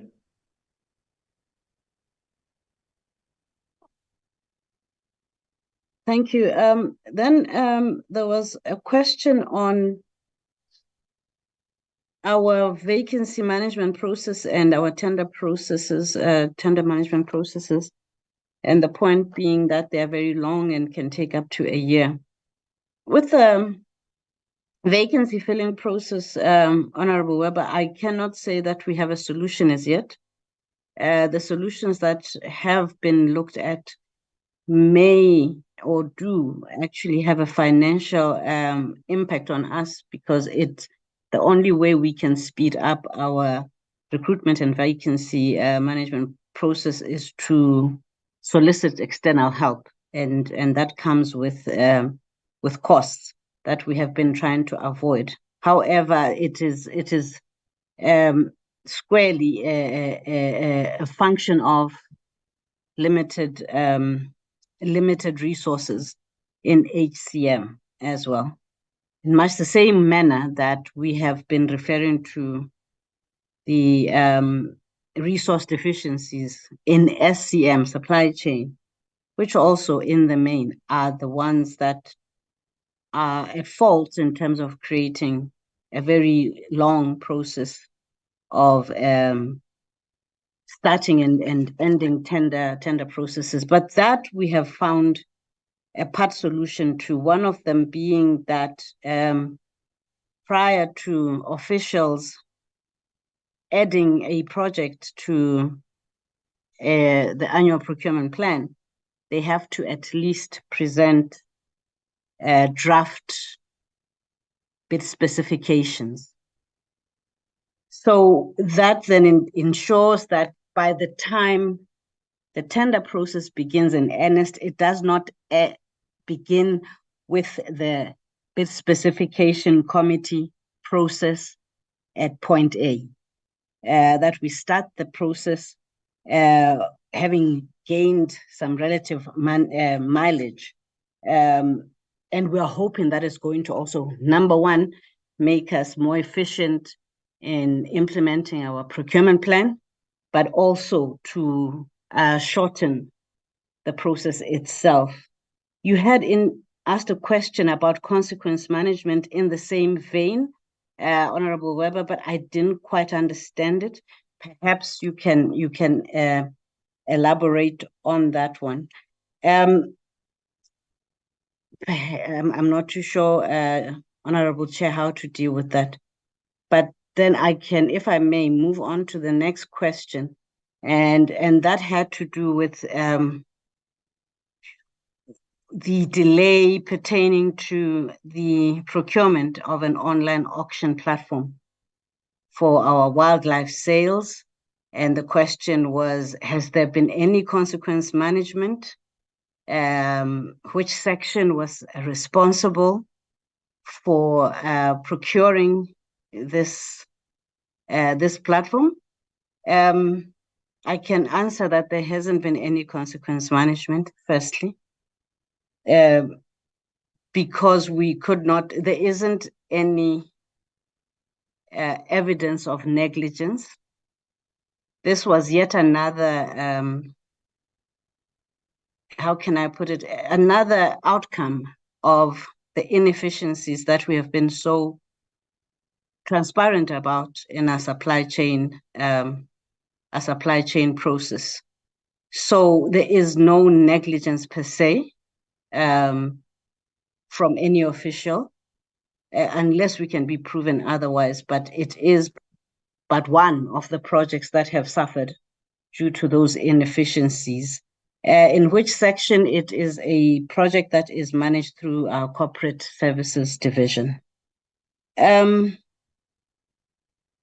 other question then, and Chair, Honorable Chair, you had indicated that a number of the honorable members had come back to this question in different ways, and that was page 77, and that has to do with the role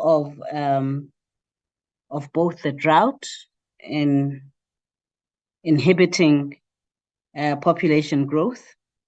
And the question also came in another form, which was to say, to what extent is poaching also playing a part in us being unable in the Kruger National Park to grow our rhino population? And I'd like to give that question to Dr. Howard Hendricks, who is our Managing Executive, Conservation Services. That's who you were asking about earlier on, Honorable Chair. Dr. Hendricks? Thank you, CE, and good afternoon, Chair and honorable members. I also just need to indicate that the online auction was actually held on the 3rd and the 4th of March, but income is only realized once the animals are safely delivered. And you will note in the current financial year where that income is realized. So the auction was held, but the actual capture and delivery obviously could not happen within the financial year itself. Chair, the question around the rhino population growth, I think Honorable Bryant and as well as Honorable Weber, those observations are indeed valid. We do have a population that is not necessarily increasing. I wish to just maybe clarify that in this particular indicator, we're lumping both black and white rhino together, and we then give a progress on that. But if I were to just give the finer detail for the population performance in Kruger, what the first observation is that rhinos are moving in Kruger, and that's the one thing that we've noticed over the long-term blocks that we survey. So rhinos are moving, and you definitely don't find them in the same place where you found them previously. And what that means is that we've now noticed that where these rhinos are moving, certain populations or let's groups of animals, there are some growth in some of those subpopulations, and there are declines in other subpopulations. I can confirm that in about 4 out of the 5 subpopulations that we've seen for white rhino, there's definitely a decrease in those populations. We've seen an increase in one of the subpopulations for white rhino. Out of the 4 subpopulations that we've seen for black rhino, we've seen an increase in at least 3 of those subpopulations, and 1 subpopulation have shown a decrease in the total population size for that subgroup. So if one obviously then aggregate all of these performances together, we get an overall decrease in the population, or at least we haven't met the target as we've indicated.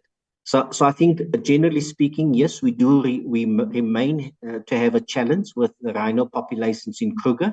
And yes, it is as a result of these different environmental external factors that are affecting the sort of sensory aspects of these animals, because they take sense of what's happening around them, and they actually respond to that. We've actually seen animals moving into areas that were previously, highly affected by poaching, but because we are bringing poaching down in those areas, so animals sense these kind of behavior very quickly and they respond.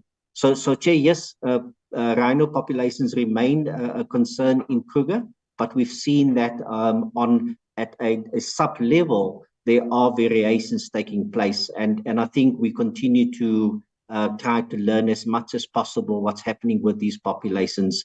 And we've completed our rhino conservation strategy, which means that we'll additionally start implementing some additional measures that will give us better insight and allow us to respond to the challenges that we experience in Kruger. I will leave it there, Chair. Thank you.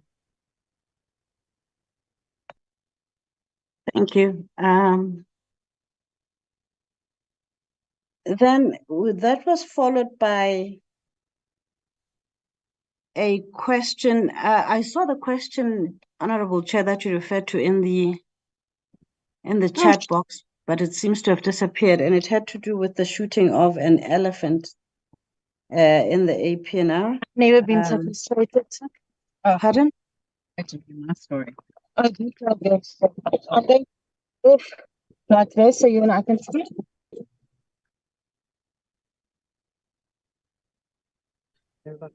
Safe driving mode. What did I hang on? Look here. Hello.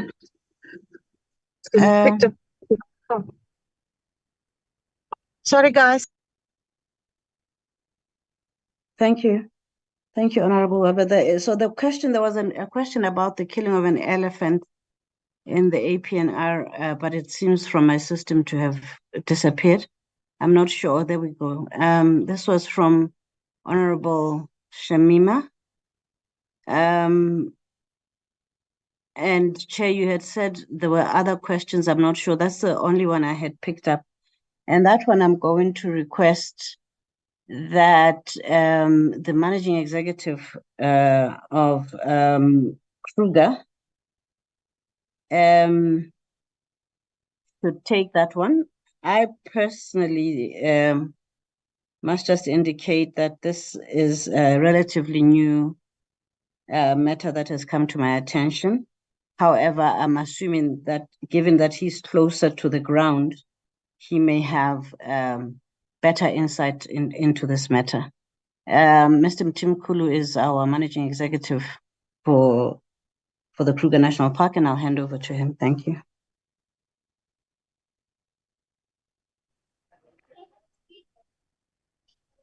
Good afternoon, Chairperson, portfolio committee members and colleagues. We also have received information as like in few hours that there is a query on this one. We are not clear in terms of the actual details of the incident or this matter of shooting of an elephant, but we have made inquiries within an APNR to try and find out and get more information. So as soon as we get more clarity on the matter, we will provide information accordingly. Thank you. Thank you, Mr. Mtimkulu. And I think I should just indicate that as we were asked, and then I was that this incident happened 2 days ago, and it happened as the ME indicated in the APNR, and the Maseke Game Reserve actually, which is within the Balulian Nature Reserve, and we're still trying to get more information on it. Thank you, Chair. Then the Honorable Mkunu had, or before I move to Honorable Mkunu, there was a question from... Before you move, CEO, by when can we get the reports? You're saying this matter was 2 days ago. By when can we get a response on this? Honorable Chair, may I request that you give us 2 days to find out what exactly is happening on the ground, because we will then have to interact with our partners in the APNR to get more details. I think in 2 days' time, we should be able at least to give you a semblance of an incident report. If you may just indulge us. No, that's fine. Thank you, Chair. Honorable Chair, the other question that was asked by Honorable Bryant was regarding the polygraph testing program, and his question was, how is that going, and how many tests have been conducted on SANParks employees so far? And I will hand that over to the managing executive of Kruger, but even before he can come in, Honorary Bryant, we had a policy that was approved earlier this year by our board, and internally we have been for a number of months going through various versions and takes at developing a standard operating procedure to accompany this policy. We are at the stage where that SOP has been approved by the executive team. However, I will also, as much as this is a SANParks, we call it an integrity management program, but at the heart of it is the polygraph testing. As much as it is a SANParks wide program, I know, and we are aware as SANParks, that it is of particular interest with regards to how it is applied within the Kruger. And that is why I'm requesting Mr. Mtimkulu perhaps to add on to some of the comments that I have made. Mr. Mtimkulu, if you're still there, please come through. Thank you, CEO. Thank you, Honorable Chair. The program, as the CEO has indicated, is that we had to develop the standard operating procedure. And according to our program, we have planned to do the polygraph testing in next month. And we have identified at least 30 colleagues that we are going to do voluntary testing who are in leadership position before we engage any colleagues that are in the lower ranking staff. Thank you. Thank you. Thank you, Mr. Mtimkulu.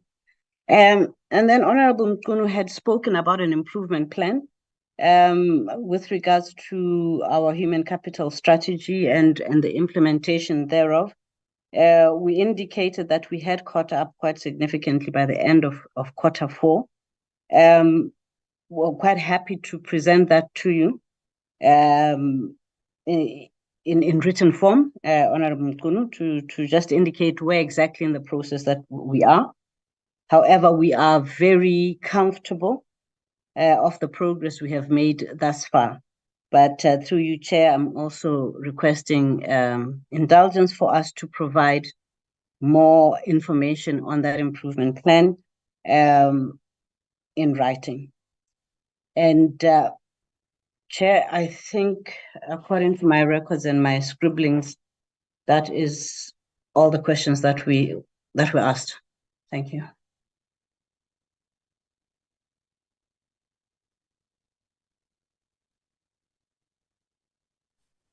Are there follow-ups, honorable members, from the responses that we received from SANParks?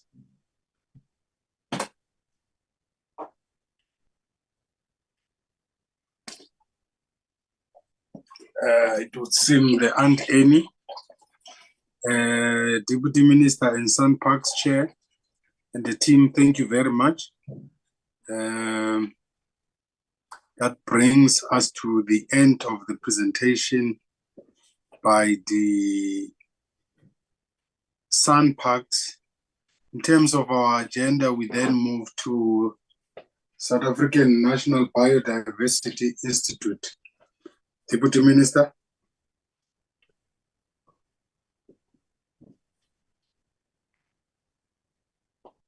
Chairperson, if I may, can we be excused as SANParks? Yes, go well, Ms. Yako. We are going to miss. Thank you, Chairperson. Good luck. Thank you very much. Deputy Minister.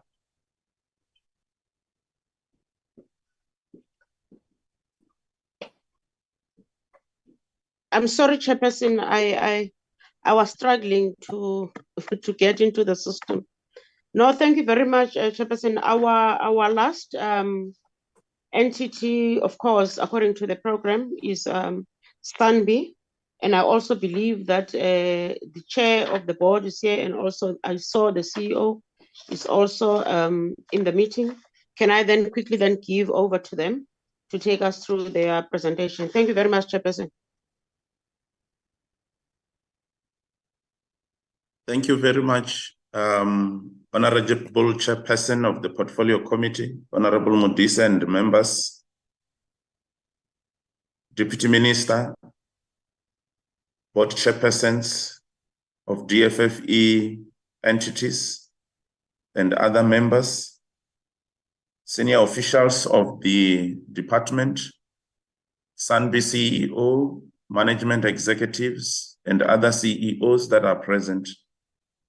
I'm pleased to be leading the SANBI delegation for today's portfolio committee briefing on the performance of the Institute in the last 2 quarters of the 2022 to 2023 financial year, that is the 3rd and the 4th quarters.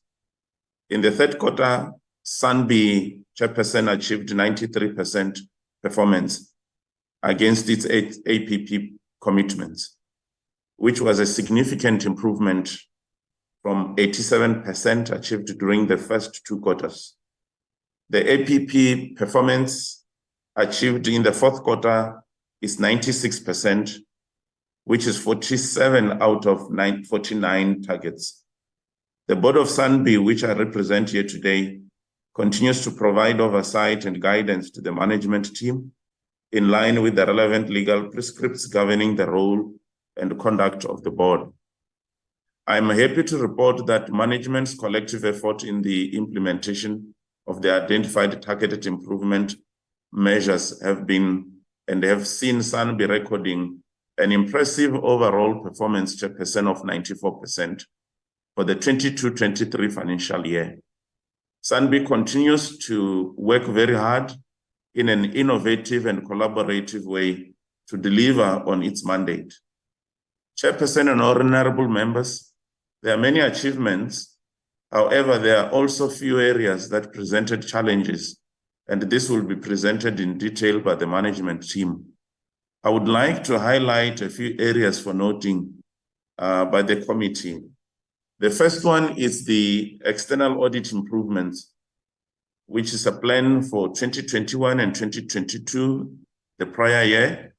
And as reported in our last briefing to the committee, following the conclusion of the external audit process, management developed an external audit improvement plan, which was approved by the board.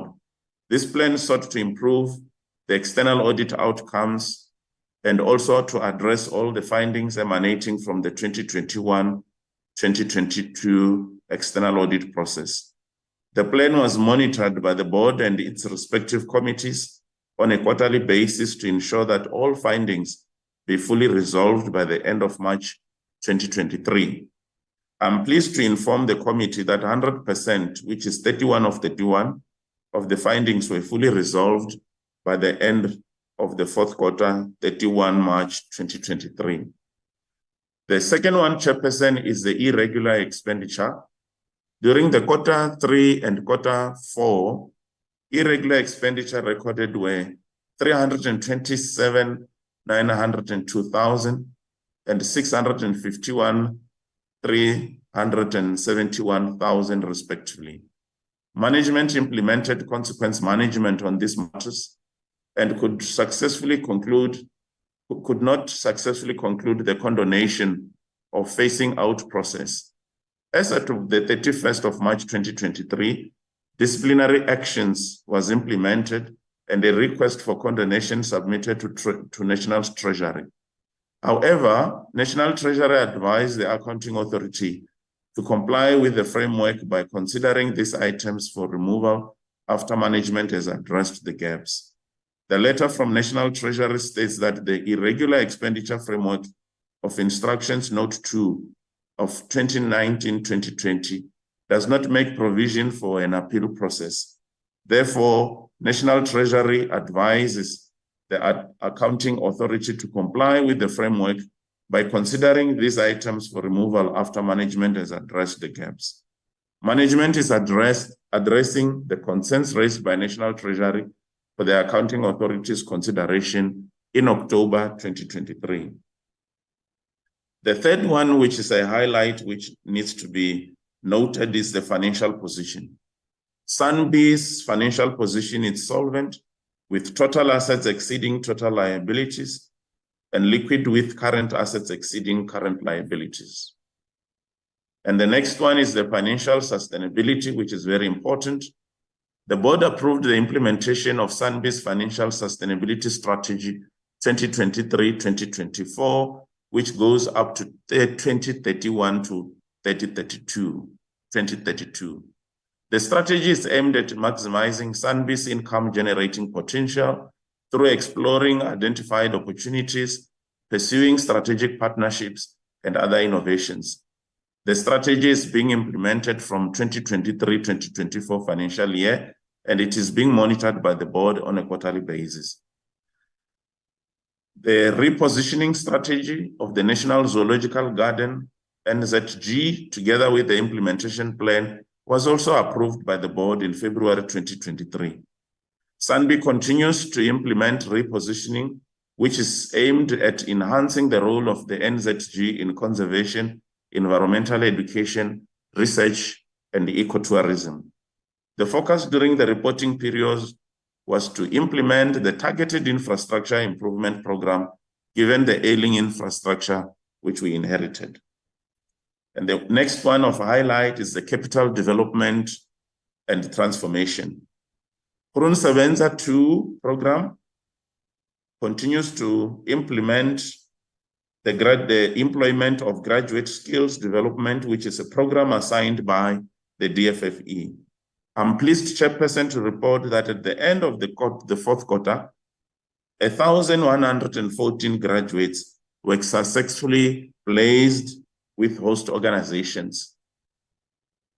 SANBI also continues to implement its transformation charter, which is an important aspect of SANBI's transformation broadly. We also have the biodiversity human capital development strategy, which continues to play an important role for the SANBI in terms of leadership within the biodiversity, human capital, and development strategy for the sector. The next highlight, Chairperson, is the garden expansion program. SANBI, together with its strategic partners, being the Northwest Province and the Northwest Parks Board, continues to strengthen collaboration in pursuit of an establishment of a national botanical garden in the Northwest Province, preferably within the Hashane mountain range in the Rustenburg. SANBI fulfilled its primary decision support mandate by also providing scientific and policy advice on a number of critical areas, among others, which includes trades in species, state of biodiversity in the country, impact of alien invasives, as well as protection of species and the ecosystems. SANBI continues to participate in processes led by the department in the review of policies, legislation, practices in the biodiversity and conservation aimed at fostering sustainable development while taking into consideration social and economic imperatives. Key environmental sector work for which SANBI continues to play a critical role includes a contribution to the sector's MTSF commitment to securing strategic water source areas. The critical work will ensure South Africa's sustainable water security through the protection of strategic water sources areas, which constitute about 10% of the land surface, and yet are providing more than 50% of the water requirements. We note with appreciation that after a long and hard negotiations, the world adopted the coming Montreal Global Biodiversity Framework with targets for implementation. SANBI continues to participate in the process of domesticating the Global Biodiversity Framework through its critical role in providing biodiversity science necessary for evidence-based policy and decision-making.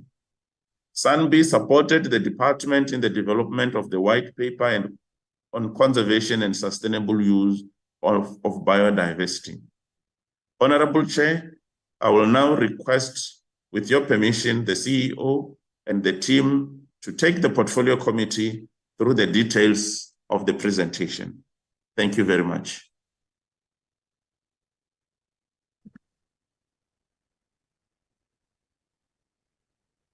Thank you very much,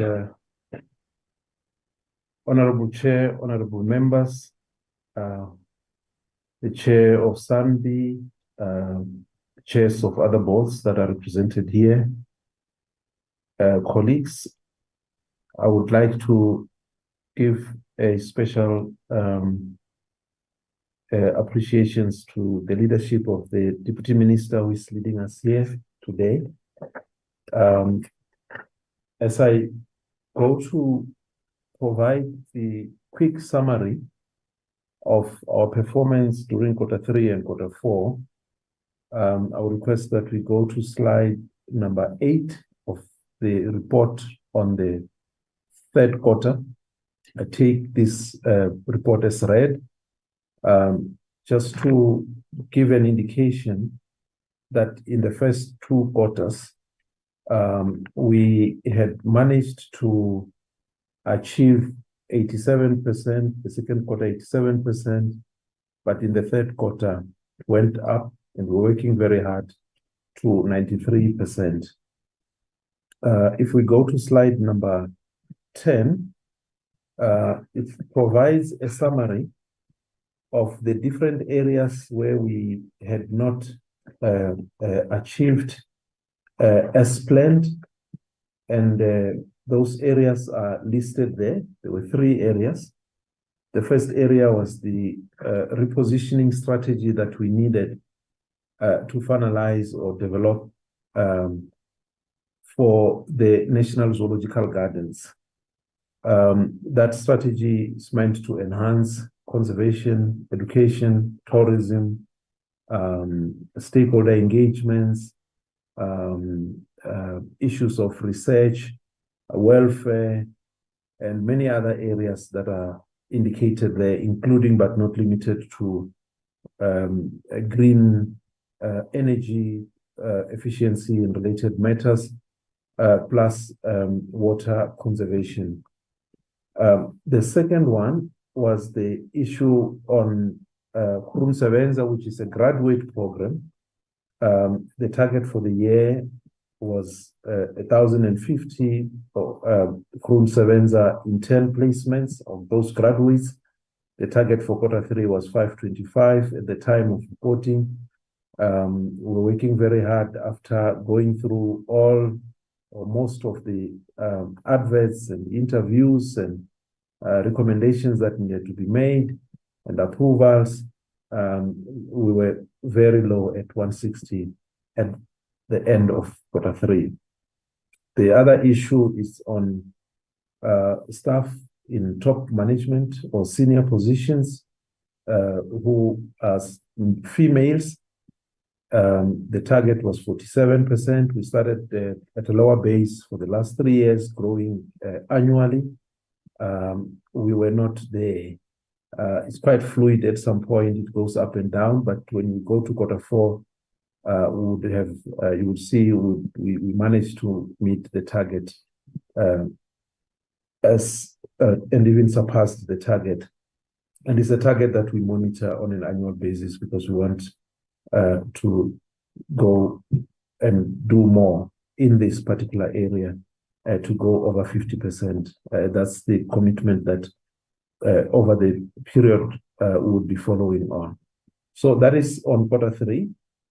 When it comes to Q4, I would refer to slide 8, also slide 20 on Q4. The actual total comes in on 90%, but at the time reflected as 96 prior to the final auditing to that effect. And there were few areas that are reflected in on slide number 20 on the Q4 report. 2 of them, the rest were achieved.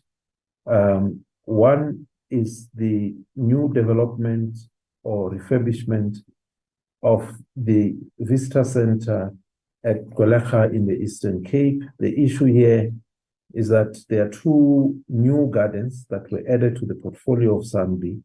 One is in Limpopo, one is in the Eastern Cape.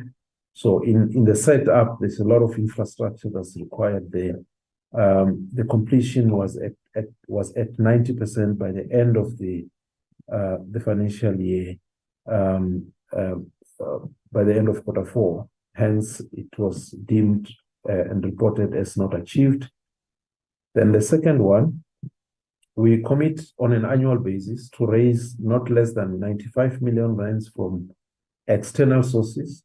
These are funds that are not coming through the grant that we receive through the department.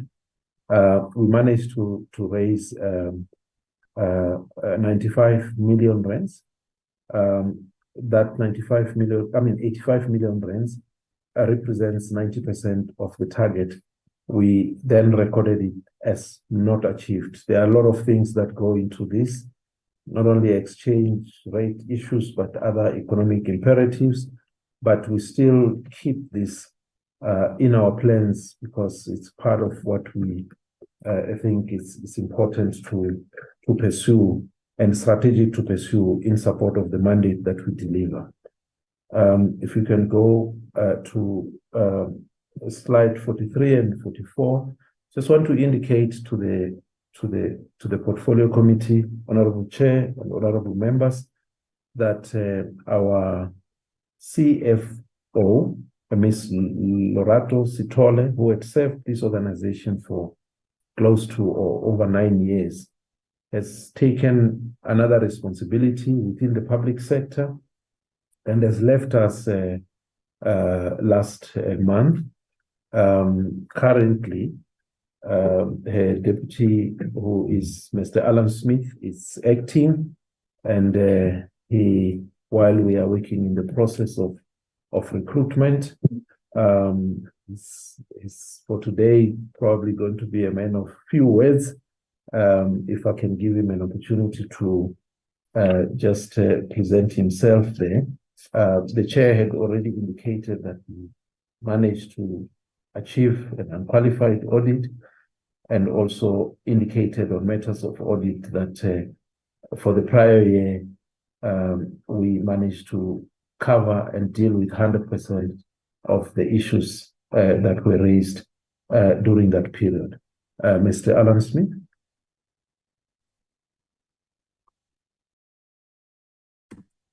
Thank you, CEO. Good day, Chair, members of the committee. I'm Alan Smith, acting CFO at SANBI.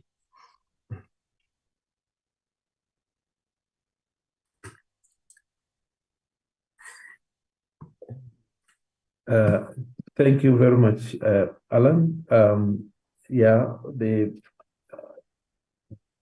few issues that later on, if they were to be dealt with, I think the confirmation also that our own income increased, and also that we are, as an organization, solvent and liquid. And we also show improvements, as I indicated, in terms of own income as compared to the other or the previous years, which is an indication of recovery from COVID-19. We're saying that because a significant portion of our operations is covered through own income, is not directly coming through from the grant, but through activities and admissions and many other things that Alan can talk to. If there's anything else, Alan, you can indicate. Otherwise, we'll take questions after you.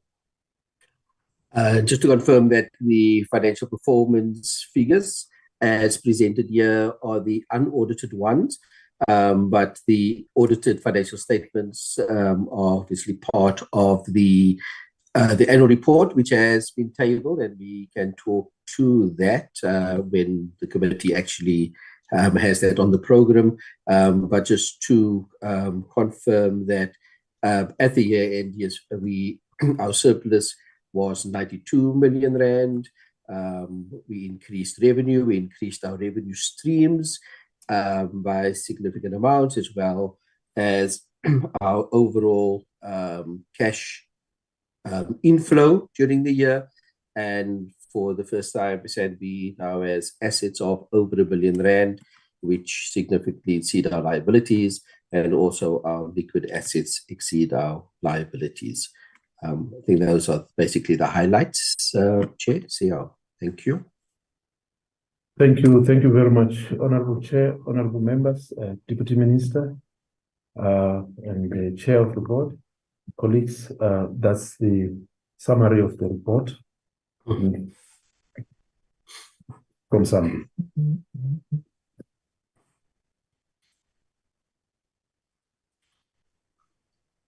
Honorable members, that is the presentation. Are we done, Sandy? Yes, we are, Chair. Honorable members, that is the presentation of SANBI. May I invite you to engage it if there are any areas of clarity, areas of concerns.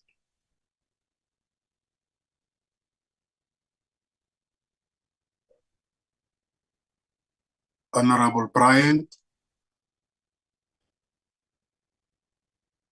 Thanks, Chairperson, and thank you to SANBI for the report. I think there certainly are some very positive things taking place, and SANBI is definitely one of the top performers when it comes to compliance. A question, though, with reference to an issue that arose earlier in the year with regards to the Botanical Society. There was mention made at the time that SANBI was looking at setting up a parallel structure to replicate some of the activity that the Botanical Society was undertaking, taking into consideration that there will more than likely be a significant drop in SANBI membership due to the cancellation of that free entry. I just want to find out if that is indeed taking place, and if so, how that's progressing. Thanks. Thank you, Honorable Bryant. Are there further questions for SANBI?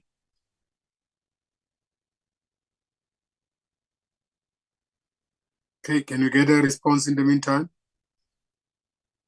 Thank you very much, Honorable Chair and Honorable Bryant, for the question.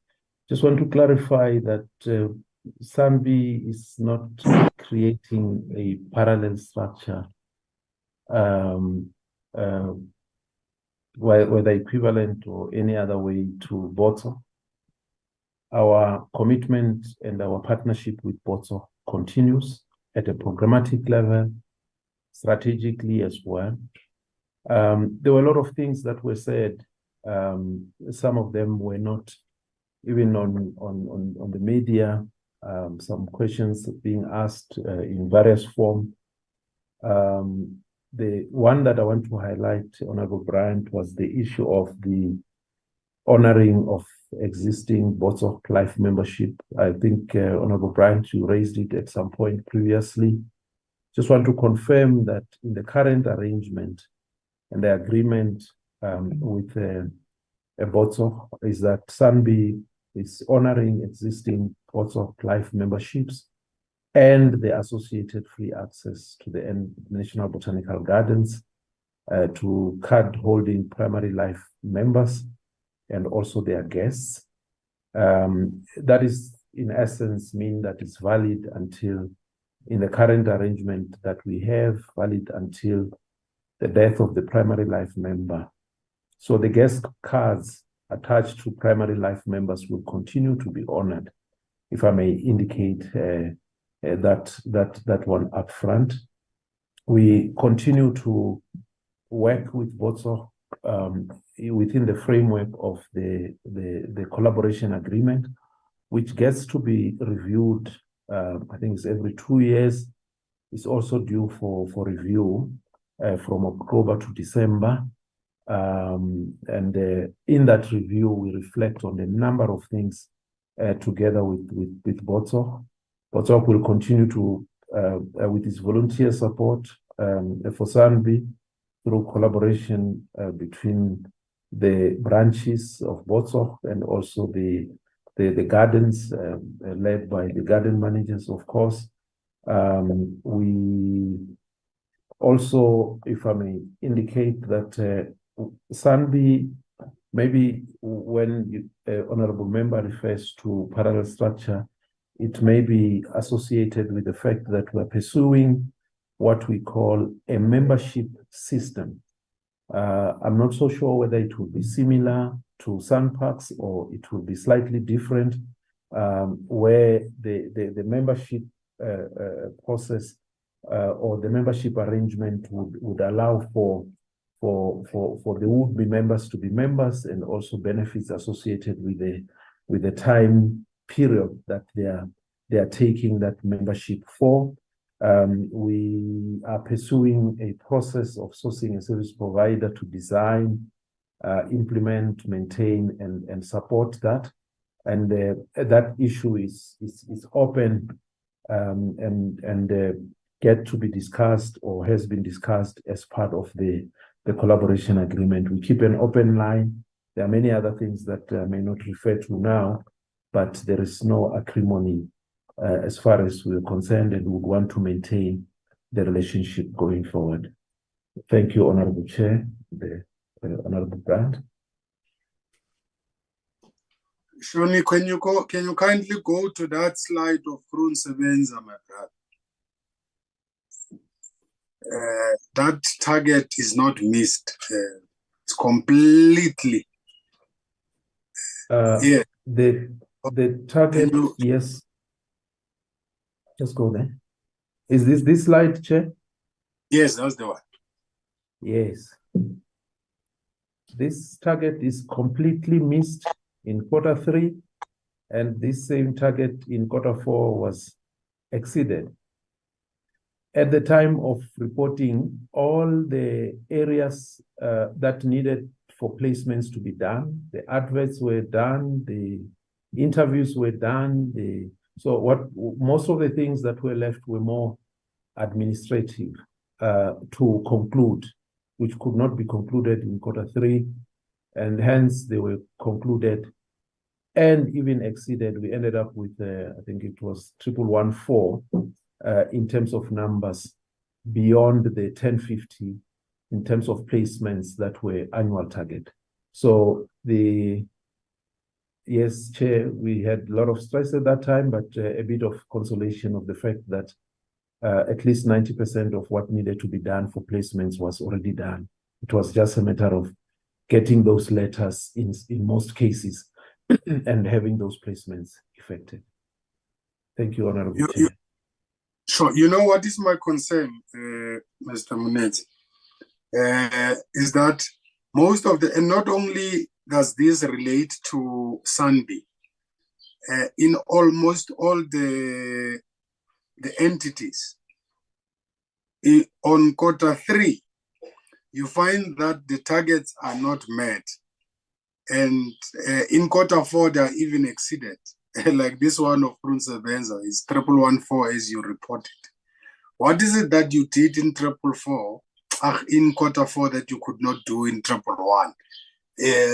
Or in Q3? My apologies. I'm just worried that can't we deploy these strategies a bit earlier so that we meet these targets earlier in Q3, so that we don't put ourselves under unnecessary pressure towards the end of Q4 and towards the end of the financial year? I'm not too sure if you follow. I follow you fully, Honorable Chair.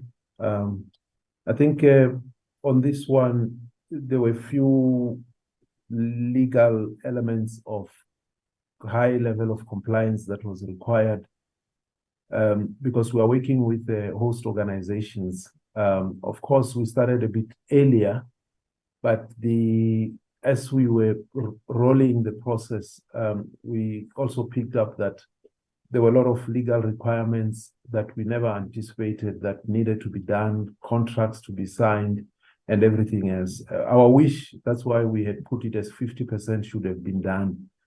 We could not put a number that was not placed, even if we were at 98 or 99%, because we were counting the final stage, not necessarily the process. But I take the Honorable Chair's point that the deployment of such processes should be earlier enough to avoid missing a target in the manner that we did in Q3, which we are not proud of, Chair. But we take the point that the Honorable Chair is raising. Sure, thank you. Honorable members, are there questions for Sanbi or areas of concerns on their presentation?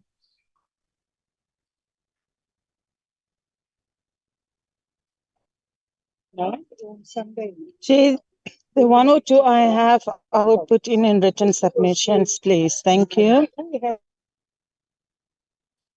Okay.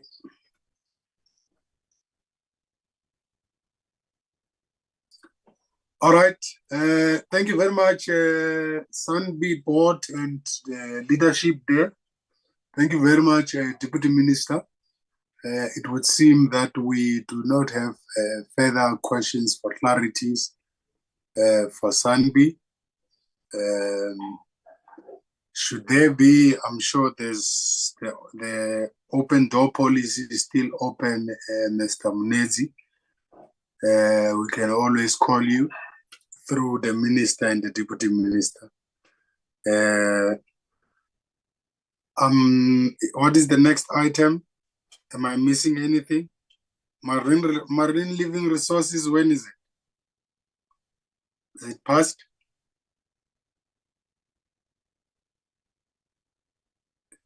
Chilis, can you flight the agenda? Are we done?